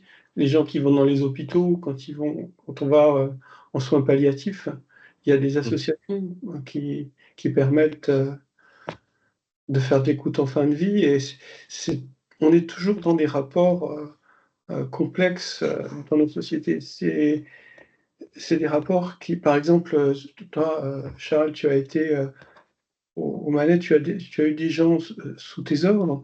Et, et nos sociétés sont très contraint par ces rapports qui sont pas authentiques en fin de compte. Et ce qu'on cherche un petit peu, c'est l'authenticité, c'est de faire tomber les masques, quoi. Alors on en trouve partout, y compris dans le mouvement spirit, et puis des attitudes non authentiques et autoritaires, on en trouve aussi partout, y compris dans le mouvement spirit. J'en ai d'ailleurs souffert il n'y a pas si longtemps que ça, il y a une dizaine d'années. Donc, mais bon, voilà. C'est pour ça que je vous disais, le mouvement spirit, chercher justement cette authenticité, chercher le désintéressement. C'est là où il y a le plus de charité et le plus de désintéressement. C'est ce que disait Kardec, quand il y a une dissension entre groupes, dans son discours de 1862, là, des voyages à Lyon. Je ne cherche pas à savoir qui a tort, qui a raison, je vais là où je sens le plus de charité, le plus d'authenticité. Et là, on ne se trompe pas. Celui qui est autoritaire, qui impose ses vues et tout, ce n'est pas vraiment de la charité. Voilà. Alors, il y a le dernier paragraphe, les deux derniers paragraphes, on va y aller quand même parce qu'il est déjà 8h20. Alors, les groupes, centres ou sociétés spirites sont alors des noyaux d'études, de fraternité, de prière et de travail pratiqués selon les principes spirites. Alors, le travail de base du spiritisme se fait dans les groupes. Il ne se fait pas dans des fédérations. C'est les groupes qui accueillent localement, qui font, voilà, qui étudient, voilà, virtuels ou pas d'ailleurs. Des écoles de formation spirituelle et morale qui travaillent à la lumière de la doctrine spirit. Ouais, là, il y a le mot doctrine, mais c'est philosophie. Formation spirituelle et morale. Donc, c'est un peu le but de ce cours. C'est de nous faire comprendre les lois morales universelles et puis de nous encourager à nous mettre le plus possible en adéquation avec elles. Des lieux d'accueil fraternel pour tous ceux qui s'y rendent, à la recherche de conseils, d'explications, d'aide ou de consolation. La plupart des gens qui viennent dans les groupes spirites, ils viennent parce qu'ils ont un problème. Il y en a quelques-uns qui viennent en disant « Tiens, j'ai entendu parler de ça, je voudrais en savoir plus ». Mais ce n'est pas la majorité. La majorité, c'est des gens où là, j'ai une médiumnité, enfin, j'ai plein de phénomènes, je ne contrôle pas, ou là, je suis en deuil, ou etc. Donc voilà, les groupes accueillent fraternellement ces gens-là sans les juger et puis en cherchant à les aider le mieux possible. Des ateliers de travail qui offrent à ceux qui les fréquentent l'occasion d'exercer leur amélioration morale. Bon, c'est par exemple la journée Kardec à Tours où il y a eu cette activité de maraude. Des foyers où les enfants, les jeunes, les adultes et les personnes âgées peuvent vivre ensemble, étudier, travailler, unissant la famille sous l'orientation du spiritisme. Donc, le spiritisme encourage la vie en famille, encourage la solidarité entre générations, etc. Les recoins de paix constructive pour le renouveau spirituel et l'union fraternelle dans la pratique de la maxime « Aimez-vous les uns les autres ». Donc là, vous avez la loi de justice, d'amour et de charité, qui est la plus grande des 10 lois morales qu'il faut mettre en pratique. Des centres qui ont la simplicité caractéristique des maisons au début du christianisme par la pratique de la charité, l'absence totale d'icônes, de symboles, de rituels ou toute autre manifestation extérieure. Donc le centre spirit, ce n'est pas une église. Il n'y a pas de rituel, il n'y a pas de... Bon, alors, à Tannes, on avait un tableau avec une image de Kardec, une image de Denis, une image de Delane, et on avait aussi une image de Jésus. Voilà. C'est peut-être déjà trop. Les premiers chrétiens, le christianisme, les maisons au début du christianisme, ils étaient dans les catacombes à Rome, ils n'avaient rien du tout. Voilà, c'est peut-être mieux. Et donc, les centres spirites sont les unités fondamentales du mouvement spirit. C'est là où le travail de terrain se réalise. Et donc, dès qu'il y a une fédération ou quelque chose, le but de la fédération, c'est d'aider le centre dans son travail de base. La fédération qui cherche à imposer, à contrôler, à fiscaliser, à vérifier, à fédérer, à représenter, ça va déjà trop loin. Ça ne fonctionne pas dans le mouvement spirit. Et c'est le dernier paragraphe. Ces groupes correspondant entre eux, se visitant, se transmettant leurs observations, peuvent dès à présent former le noyau de la grande famille spirit qui ralliera un jour toutes les opinions et unira les hommes dans un même sentiment de fraternité scellé par la charité chrétienne. Alors, encore une fois, un petit biais de forme, charité chrétienne. Mais c'est vrai que, bon, il y a des groupes qui sont isolés. Vous avez le cercle de Nancy, alors ils ont des antennes, mais tout est toujours sous vous voyez, il y a un contrôle central quelque part. Et non, les vrais groupes sont libres et se rencontrent fraternellement, volontairement.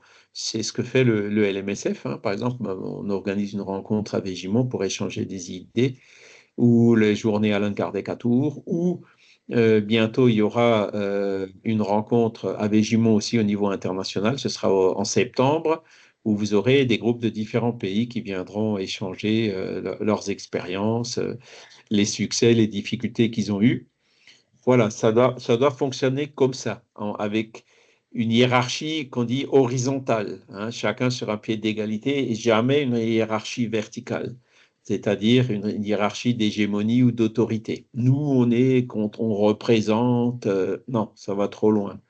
Hein, ça, c'est encore ce qu'on traîne, les boulets qu'on traîne des organisations à l'ancienne, encore actuelles d'ailleurs, dans les religions traditionnelles, le spiritisme. Et c'est ça qui justement est difficile. C'est pour ça que le mouvement spirit a tellement de mal à se développer. Parce que en tant qu'être humain, on a été pendant des siècles habitué à des organisations hiérarchiques, verticales, avec des chefs et tout, qu'on a beaucoup de mal à se faire un organigramme horizontal, hein, basé sur la liberté. On n'est pas encore vraiment habitué à ça, mais ça va venir et c'est ce qu'on encourage dans le mouvement spirit. Voilà ce que je voulais dire pour aujourd'hui. Est-ce que vous avez encore des remarques ou des questions?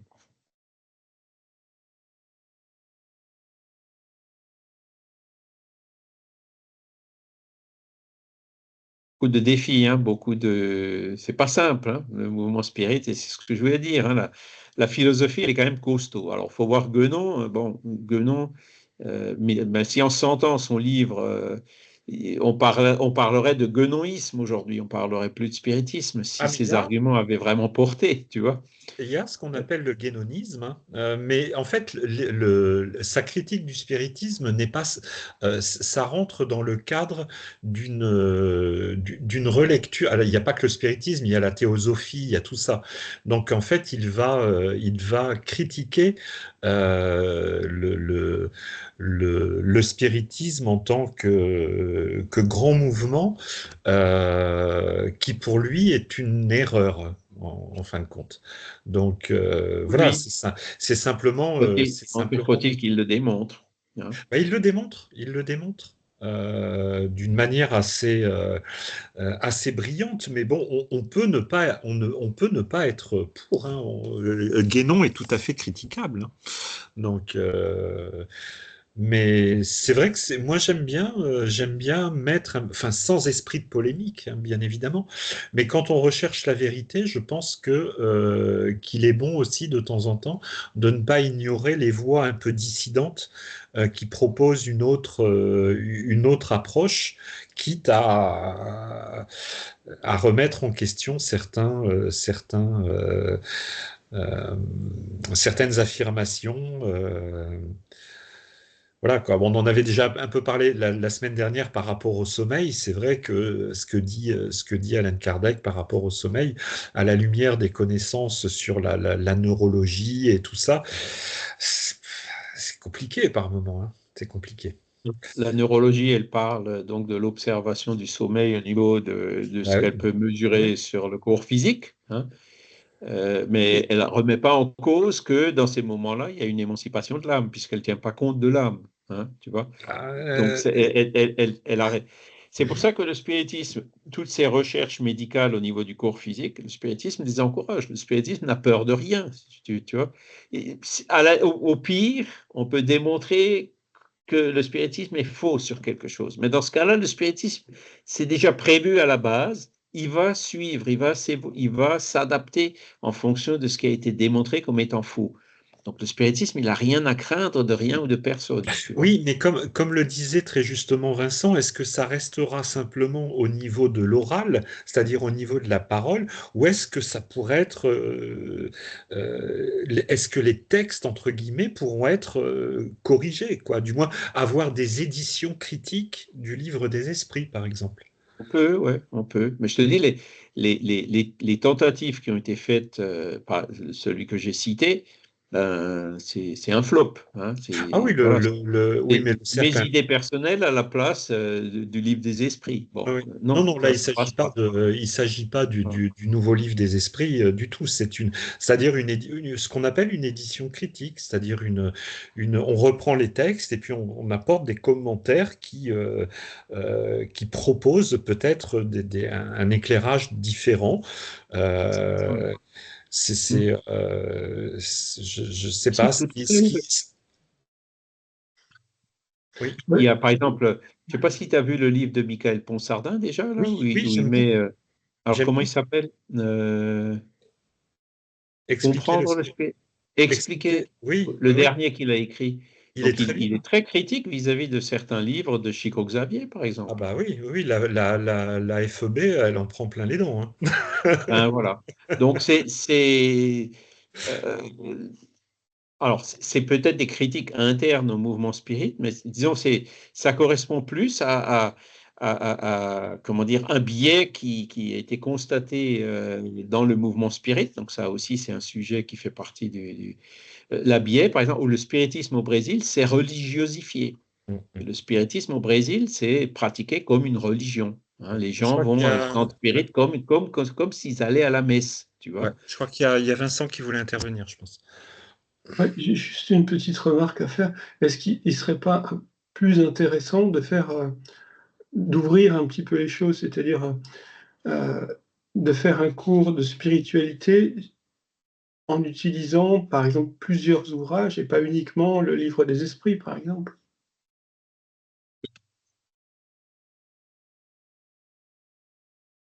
C'est quelque chose qui peut s'envisager. Mais après, bon, Ouais, il y a la question aussi, il faut trouver parce que c'est du du boulot, travail. quoi. Hein. Mmh. C'est du travail, c'est sûr, c'est beaucoup de travail de Mm. compiler, de ouais, de rechercher un petit peu sur les mêmes thèmes, les différentes façons de voir et ça, d'ouvrir un petit peu, ça permettrait peut-être, d'accueillir plus de monde. En fait, le spiritisme a quand même une connotation très, très religieuse et peut-être que si on faisait un cours de spiritualité à travers le spiritisme, on serait peut-être moins enfermé dans une forme de dogme aussi.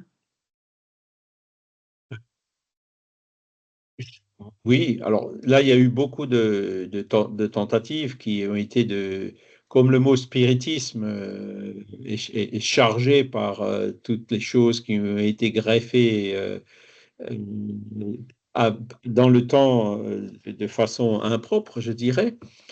Il y a beaucoup de gens qui ont dit il faudrait qu'on change le mot spiritisme. Hein. Et il y a effectivement les revues belges, c'était la revue Spirit belge après la guerre, elle s'est appelée Spiritualisme moderne. Hein. Après André Dumas, il y avait la revue Spirit en 1972 qu'il a hérité de Forestier et en 1976, il a arrêté la revue Spirit, il l'a rebaptisée Renaître 2000. Hein. Est-ce que vous connaissez, par exemple, vous avez déjà lu des exemplaires de Renaître 2000? Non? Bon. Euh, Est-ce que vous avez lu des exemplaires de Revue Spirit? Elle existe toujours aujourd'hui, la Revue Spirit, la Revue Renaître 2000 n'existe plus. Moi, je prends aussi ça comme critère, de dire quelles Oui, sont les choses qui perdurent. ouais. Parce qu'après Kardec, il y en a qui ont essayé de faire le survivalisme, les autres, ils ont essayé de faire l'omnithéisme, les autres, ils ont essayé de faire je ne sais pas quel autre isme. Hein. Mais tous ces ismes, on n'en entend plus parler. Le seul isme dont on entend encore parler aujourd'hui, c'est quand même encore et toujours et malgré tout, tout ce qui a été chargé de fausseté et tout contre le spiritisme est toujours là. Hein. Et ça, c'est, je dirais, un critère. Ouais. Et même si c'est religiosifié au Brésil, hein, vous avez des dizaines de millions de spirites dans le monde. Parce que le spiritisme au Brésil est pratiqué comme une religion, mais la médiumnité, la réincarnation, voilà, la pratique de la charité, ils sont vraiment à fond là-dedans. Même si chez eux, c'est remis un peu en place une organisation verticale. Et c'est ça qui a un peu posé des problèmes que dénonce Michael et que moi aussi je dénonce. Alors c'est dans un livre qui pour l'instant n'existe que en portugais, hein, Mouvement Spirit International. Donc je montre comment le Conseil Spirit International, il a été, enfin je ne suis pas seul, hein, c'est 3 auteurs, je suis un des co-auteurs, a été complètement dévié et détruit par la Fédération Spirit brésilienne. Donc, vous voyez, c'est le mouvement spirit, comme je vous disais tout à l'heure, c'est pas un monde de bisounours. Donc, faut surtout pas vous laisser décevoir par rapport à ça. Axez-vous plutôt sur la philosophie et vous verrez dans le mouvement spirit, vous trouverez aussi des gens qui sont vraiment très bien. Vous trouvez des Nestor Mazzotti, vous trouvez des Jean-Paul, vous trouvez des César Reis, vous trouvez... Enfin, il y a quand même plein de gens qui sont très bien dans le mouvement spirit. Voilà. Richard, on est là parce qu'il y a des gens très bien. C'est pas Et voilà, sinon vous ne seriez plus là, c'est ce que j'allais dire. évidemment. Et Vous avez certainement participé à d'autres groupes que vous avez laissés. C'est certainement pas pour rien non plus, quoi, parce que ben, ça ne vous convenait pas, quoi. Hein, donc, ouais, c'est ça.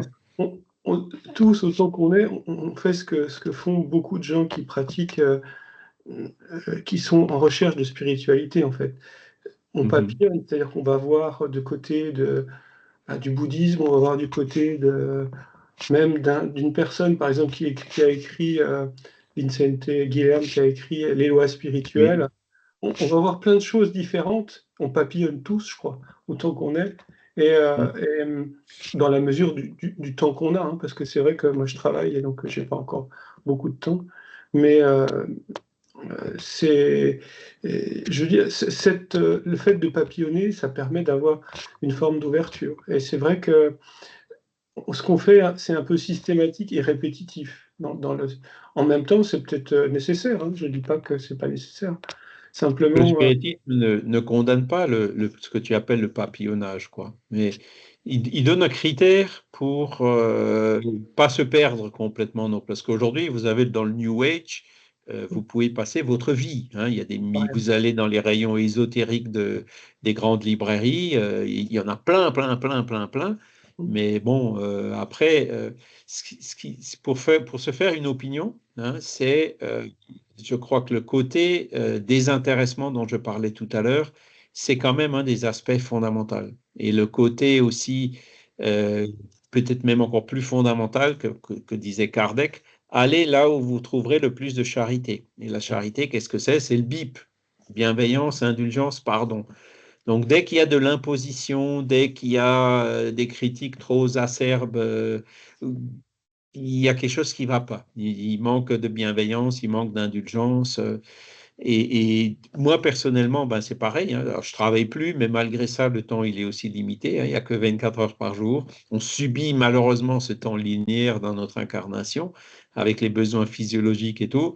Donc, c'est vrai que j'évite de me disperser. J'ai tellement de choses spirites intéressantes encore à lire que je préfère donner priorité à ça.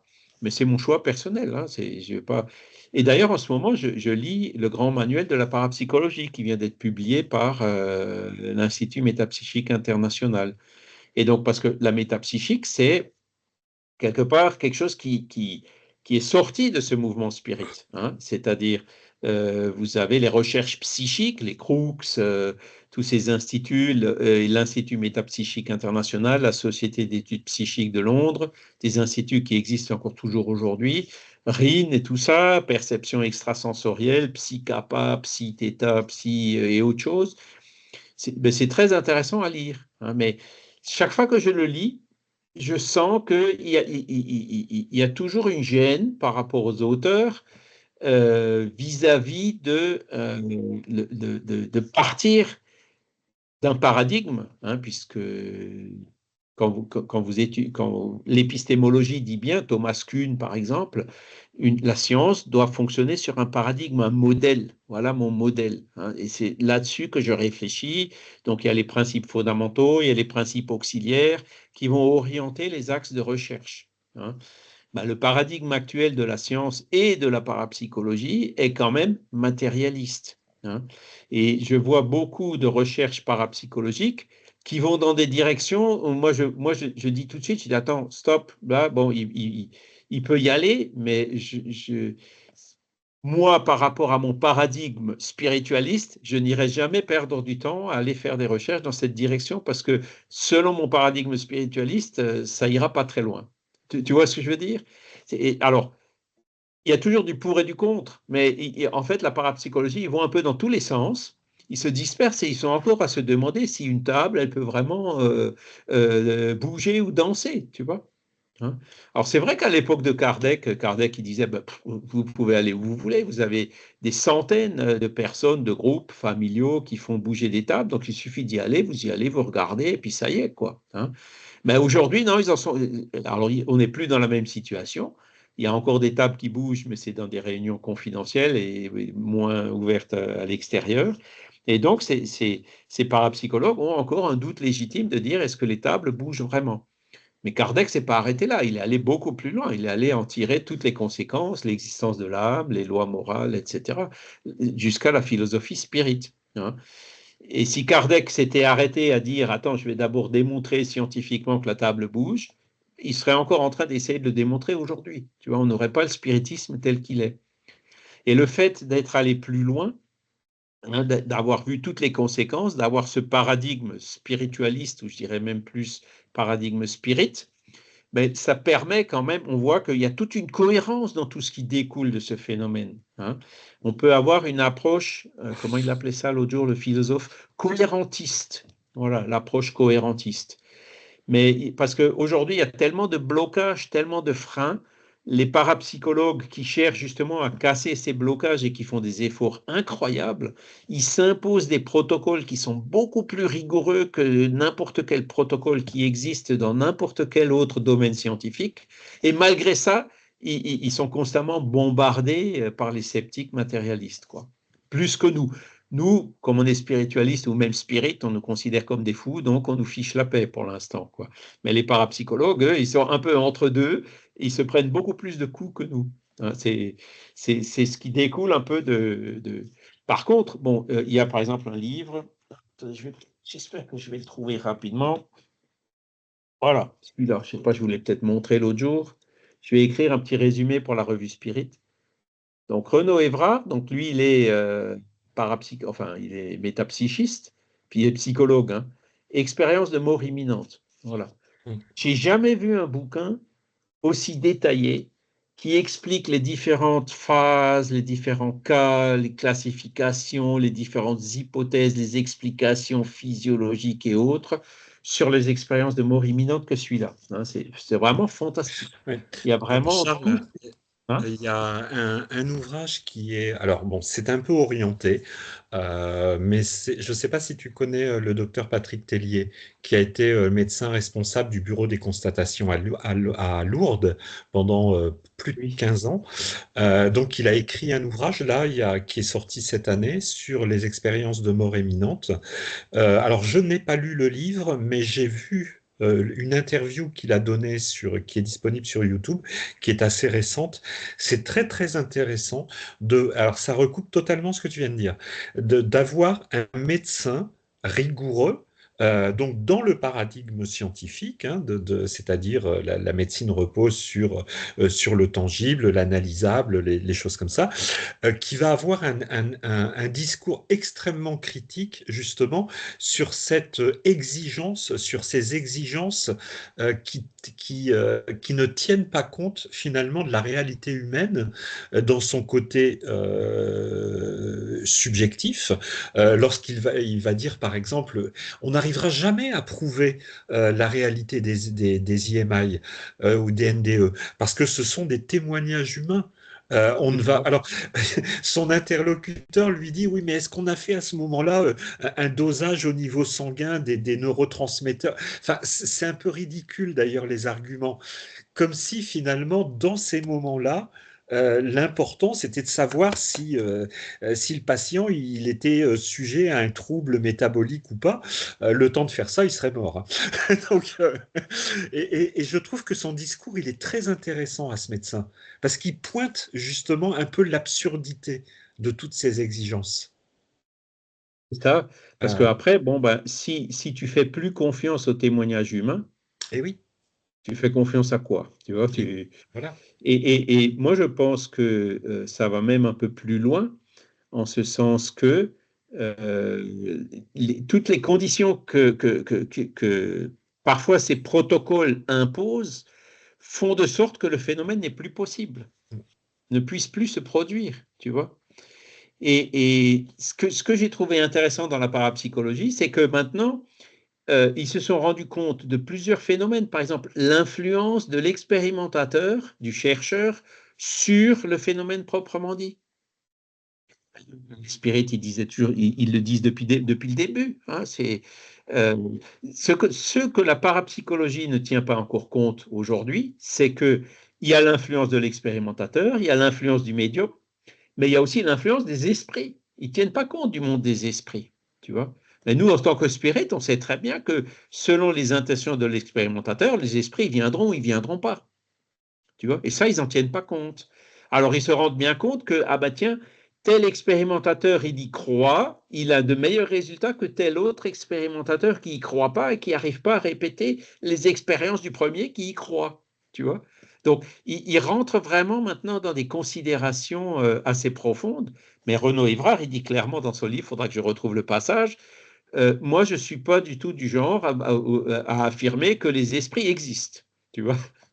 Hein, c'est-à-dire c'est un psychologue très sceptique, mais par contre, ce que j'aime bien chez les parapsychologues, et c'est là ce qui peut nous servir à nous au spirit, c'est que, comme Camille Flammarion, bon, et Bolzano, enfin Bolzano était spirit, Camille Flammarion un peu moins, ils sont convaincus de l'authenticité des phénomènes et de la nécessité de leur étude. C'est ce que tu viens de dire, Franck, par rapport à ce médecin, quoi. C'est pas parce que, bon, le mec, il vient, il te raconte son EMI, tu peux pas vérifier s'il était dans un tunnel, s'il a vu tel esprit, tu peux pas vérifier ce qu'il te dit. Ouais. Après, ben, tu as Moody, il dit, ben voilà, j'ai écouté 100 personnes, les 100 personnes qui ne se sont pas consultées disent la même chose. Ah, là, c'est déjà un peu plus costaud, tu vois. Mais malgré ça, tu ne pourras pas vérifier. Ça reposera quand même sur la crédibilité de Moody. Même les expériences genre Stevenson sur la réincarnation, tout repose sur l'honnêteté intellectuelle de Stevenson lui-même. Est-ce que ce qu'il a fait, vu et dit, est-ce que c'était vraiment vrai? Il observe des phénomènes qui sont uniques, tu vois. Ce pas des phénomènes que tu peux répéter en laboratoire. Hein. Et c'est déjà la caractéristique, par exemple, de l'astronomie. Hein. Tu ne peux pas expérimenter en laboratoire l'explosion d'une supernova. Tu es obligé d'attendre qu'elle se produise pour pouvoir l'observer, tu vois. Ou alors l'observation du comportement des animaux dans la nature. Il y a plein de sciences qui sont des sciences d'observation et pas des sciences d'expérimentation. Hein. Et ben le spiritisme, c'est ça. Et les parapsychologues, ils avancent, hein, c'est-à-dire, ils commencent à... Et aussi, une autre question, et ça j'ai un peu de mal à l'interpréter selon le spiritisme, il parle de l'élusivité des phénomènes. C'est-à-dire le phénomène, plus tu essayes de l'attraper, plus tu essayes de le démontrer, plus, hop, comme une anguille, il se défile. Et comment est-ce qu'on peut expliquer ça d'un point de vue spirit? Je n'ai pas encore trouvé de réponse très très claire à ça. Mais c'est très intéressant de lire la parapsychologie. Donc, vous voyez que ben, de temps en temps, je vais bien ailleurs. Mais quand je vais ailleurs, je veux des choses sérieuses, quoi. Quand je vois que la chose n'est pas sérieuse ou ne part pas d'un fondement qui est clair, ben, j'arrête tout de suite. Je ne vais pas beaucoup plus loin. Mais ça n'empêche pas ceux qui veulent aller plus loin d'y aller. Mais les choses bougent. Hein.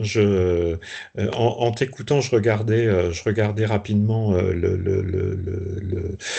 comment dire, l'enregistrement dont je venais de parler.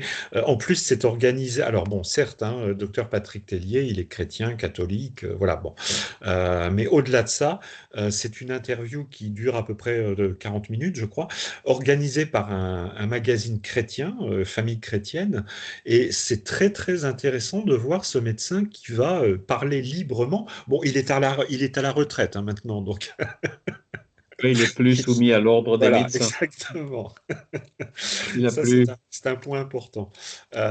Mais voilà, il va parler effectivement de Raymond Moody, il va parler de cette révolution qu'ont apporté comment dire, le phénomène des NDE au sein de la spiritualité, même d'une spiritualité chrétienne, enfin, ou du moins très, très orientée, à une époque où finalement tout ce qui sortait du domaine du paranormal, entre guillemets, ou du métapsychique, pour l'Église, c'était du domaine du démon, quoi. Donc, et là, on voit que ça bouge énormément. Ça bouge énormément.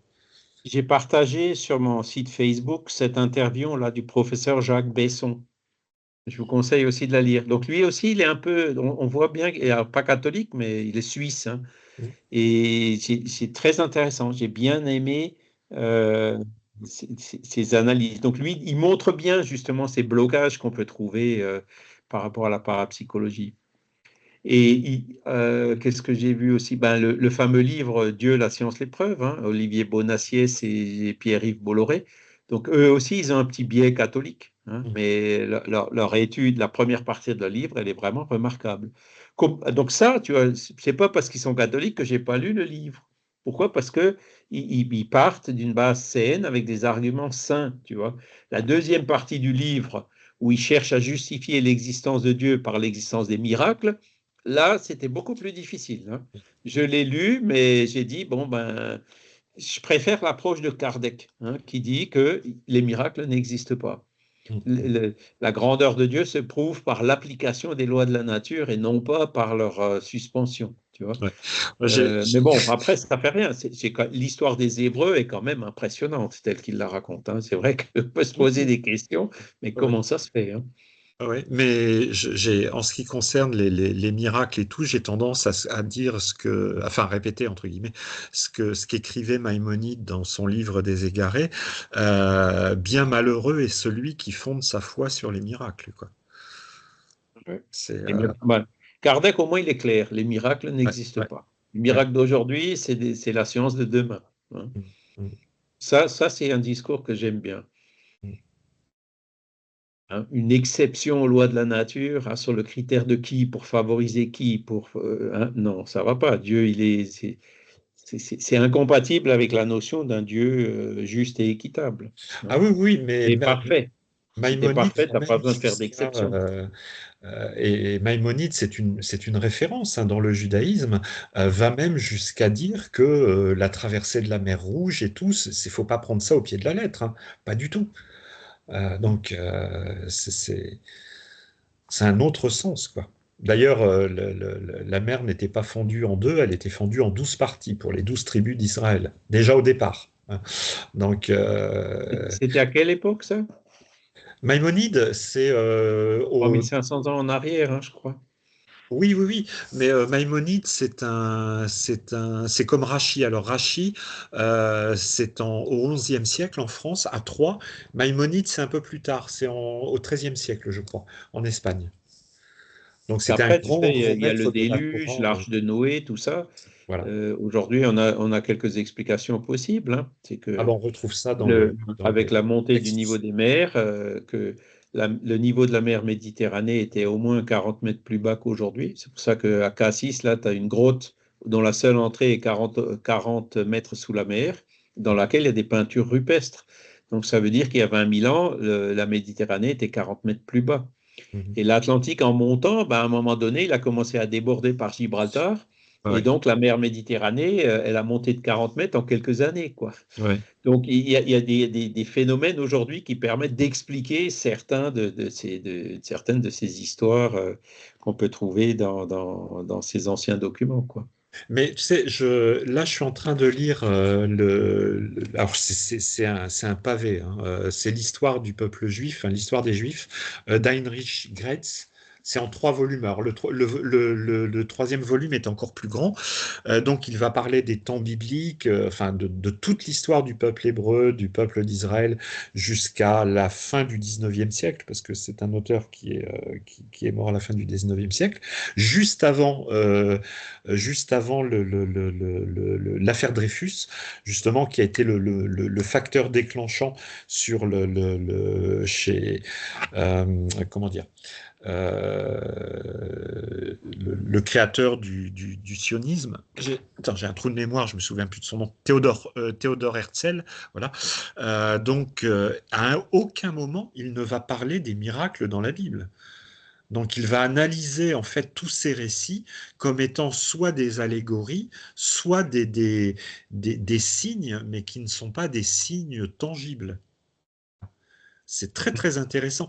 Et c'est pour ça que moi je garde toujours une très grande affection envers ces anciens auteurs, même dans le spiritisme. J'ai beaucoup de mal avec les auteurs contemporains.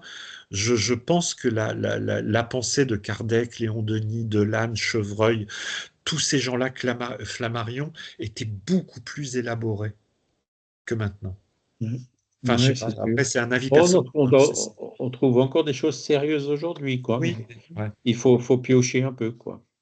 ouais, Alors, il est presque 9 heures chez moi, donc chez vous, il est presque 10 heures, donc je ouais. pense qu'on va quand même s'arrêter là. Bah, écoutez, je vous remercie infiniment. Donc, pour ceux qui... Alors, le cours se termine aujourd'hui, hein, donc le programme 2026, je pense qu'il est déjà distribué à droite, à gauche. Il sera sur le site du LMSF. Donc, le 4, on recommence, mais on recommence à la première leçon. Donc, voilà, même pour si vous avez déjà suivi, vous voyez que chaque fois, ça change. Il y a d'autres commentaires, des vues un peu différentes, hein. Vous pouvez le refaire, hein. Moi, je vais continuer. Il y aura aussi pas mal de il y a pas mal de personnes qui se sont inscrites pour le commencer depuis le début. Donc, vous êtes bienvenus si vous voulez reprendre la série. Voilà. Sinon, ben, le LMSF propose aussi un cours sur la médiumnité qui va aussi recommencer du début à partir de janvier, hein, que vous pouvez faire et qui est donc les jeudis soirs à 19h45, si je ne me trompe pas. Voilà. Mais effectivement, il faudrait qu'on fasse beaucoup d'autres cours et tout, mais c'est là où il faut encore trouver, comment dire, les bras pour le faire. Mais voilà, ils seront tous, on est ouverts, ils seront tous les bienvenus. Et moi, Donc, on personnellement, va j'aimerais s'arrêter bien. là pour aujourd'hui, hein. Oui, Franck? J'aimerais bien essayer de créer quelque chose sur un mode, juste sur un mode distanciel et tout, mais voilà, j'aurais besoin d'être un peu aidé, mais sur ces discussions autour de thèmes, Vincent serait très bienvenu aussi pour pouvoir justement apporter une vision pas différente, mais un éclairage particulier à la lumière de la modernité, entre guillemets. Et ça, j'aimerais beaucoup parce que je ne le vois nulle part, tout en sachant qu'on est très imparfait, que moi aussi de temps en temps j'ai tendance à m'emporter et tout, voilà. Mais ça serait bien, quoi. Ça serait bien. Il y a aussi Non. qui va dans ce Euh, sens-là. Il y a un travail aussi là-dedans, mais avec le mouvement spirit, parce qu'il est brésilien, donc il travaille plus avec les Brésiliens, mais il y a plein de gens qui sont dans cette démarche-là. Il faudrait peut-être les regrouper, ce serait peut-être le moment. donc, Guillaume, c'est vrai il a un projet qui s'appelle PP, hein, euh, épigénétique, ectoplasmie, voilà, c'est assez poussé, quoi. Mais bon, c'est un projet un peu différent, quoi, qui repart d'un espèce de système, là, justement avec des protocoles en double aveugle et tout ça, de poser des questions aux esprits sur des thèmes d'actualité, ben, comme l'épigénétique, comme l'ectoplasmie. Voilà. Alors, c'est plus un projet de recherche qu'une plateforme de discussion ou de débat. Mais on peut le faire, hein, Franck. On peut, par exemple, dire, on peut organiser des séances, choisir un jour et une heure, une durée, hein, ça peut être plus qu'une heure, pour échanger sur un sujet précis. Tu vois. Ouais, il On faut que ça l'annoncerait sur les intéresse. sites et sur les réseaux Faut que ça sociaux. intéresse des personnes et il faut pas qu'on soit non plus trop voilà parce que enfin faut pas ennuyer non plus les personnes Oui, quoi. oui, oui. Mhm. Et sinon, si vous êtes intéressé sur la conférence de Camille, que j'ai donnée sur Camille Flammarion à Limi, ça y est, vous la trouverez sur Regard Spirit, hein, sur la chaîne YouTube du LMSF. Hein, ils m'ont envoyé l'enregistrement vidéo. Eux, ils ont diffusé juste un petit extrait de 5 minutes. là où je pose la question, est-ce que Flammarion était vraiment spirit, où j'ai dit, ben, pas vraiment. Hein. Ils ont posté cet extrait-là, mais ils m'ont donné l'autorisation de mettre le film, la vidéo dans son intégralité sur nos chaînes YouTube. Voilà, donc j'ai fait ça cette semaine. Alors je conseille hein, Camille Flammarion et les fantômes là, qui est sorti chez Jean-Michel Grand-Cyr. Il est vraiment très très bien comme livre et il y a certains documents qui sont, en particulier son grand discours de 1923, où il va préciser justement sa position par rapport au spiritisme, qui est extrêmement. Moi j'aime beaucoup Flammarion. C'est, 123, c'est son discours à la SPR, c'est ça? ouais, ouais. C'est quand il était président cette année-là, hein, de la SPR, me Quand il semble-t-il. va parler, quand il dit que Alan Kardec finalement a utilisé ses écrits dans le livre la Genèse sur l'uranographie, en fait, parce que Flammarion essayait de s'essayer à la médiumnité et c'est un texte que qu'Alan Kardec a réutilisé en le faisant passer pour l'esprit de Galilée. Ben, Franck, si on veut, aujourd'hui, on peut approfondir ce sujet parce que Ouais, figure-toi qu'on a trouvé des originaux. Hein. ouais. Mhm. On a trouvé des originaux de ces communications de Flammarion. Alors, D'accord, j'ai déjà regardé vite fait, mais je n'ai pas approfondi le sujet, comparer l'original de Flammarion avec ce qui est écrit dans la Genèse. Je n'ai pas trouvé. Hein. Ça veut d'accord. dire que les textes, en fait, avant d'être publiés dans la Genèse, ils ont été révisés. Ils ont été Ils ont été caviardés? révisés par qui?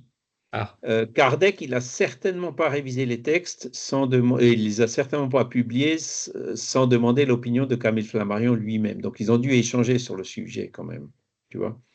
Et ce qui d'accord. est quand même assez remarquable, c'est que quand tu vois l'uranographie qu'il y a dans la Genèse, c'est quand même très, très proche des conceptions de la science d'aujourd'hui. Hein.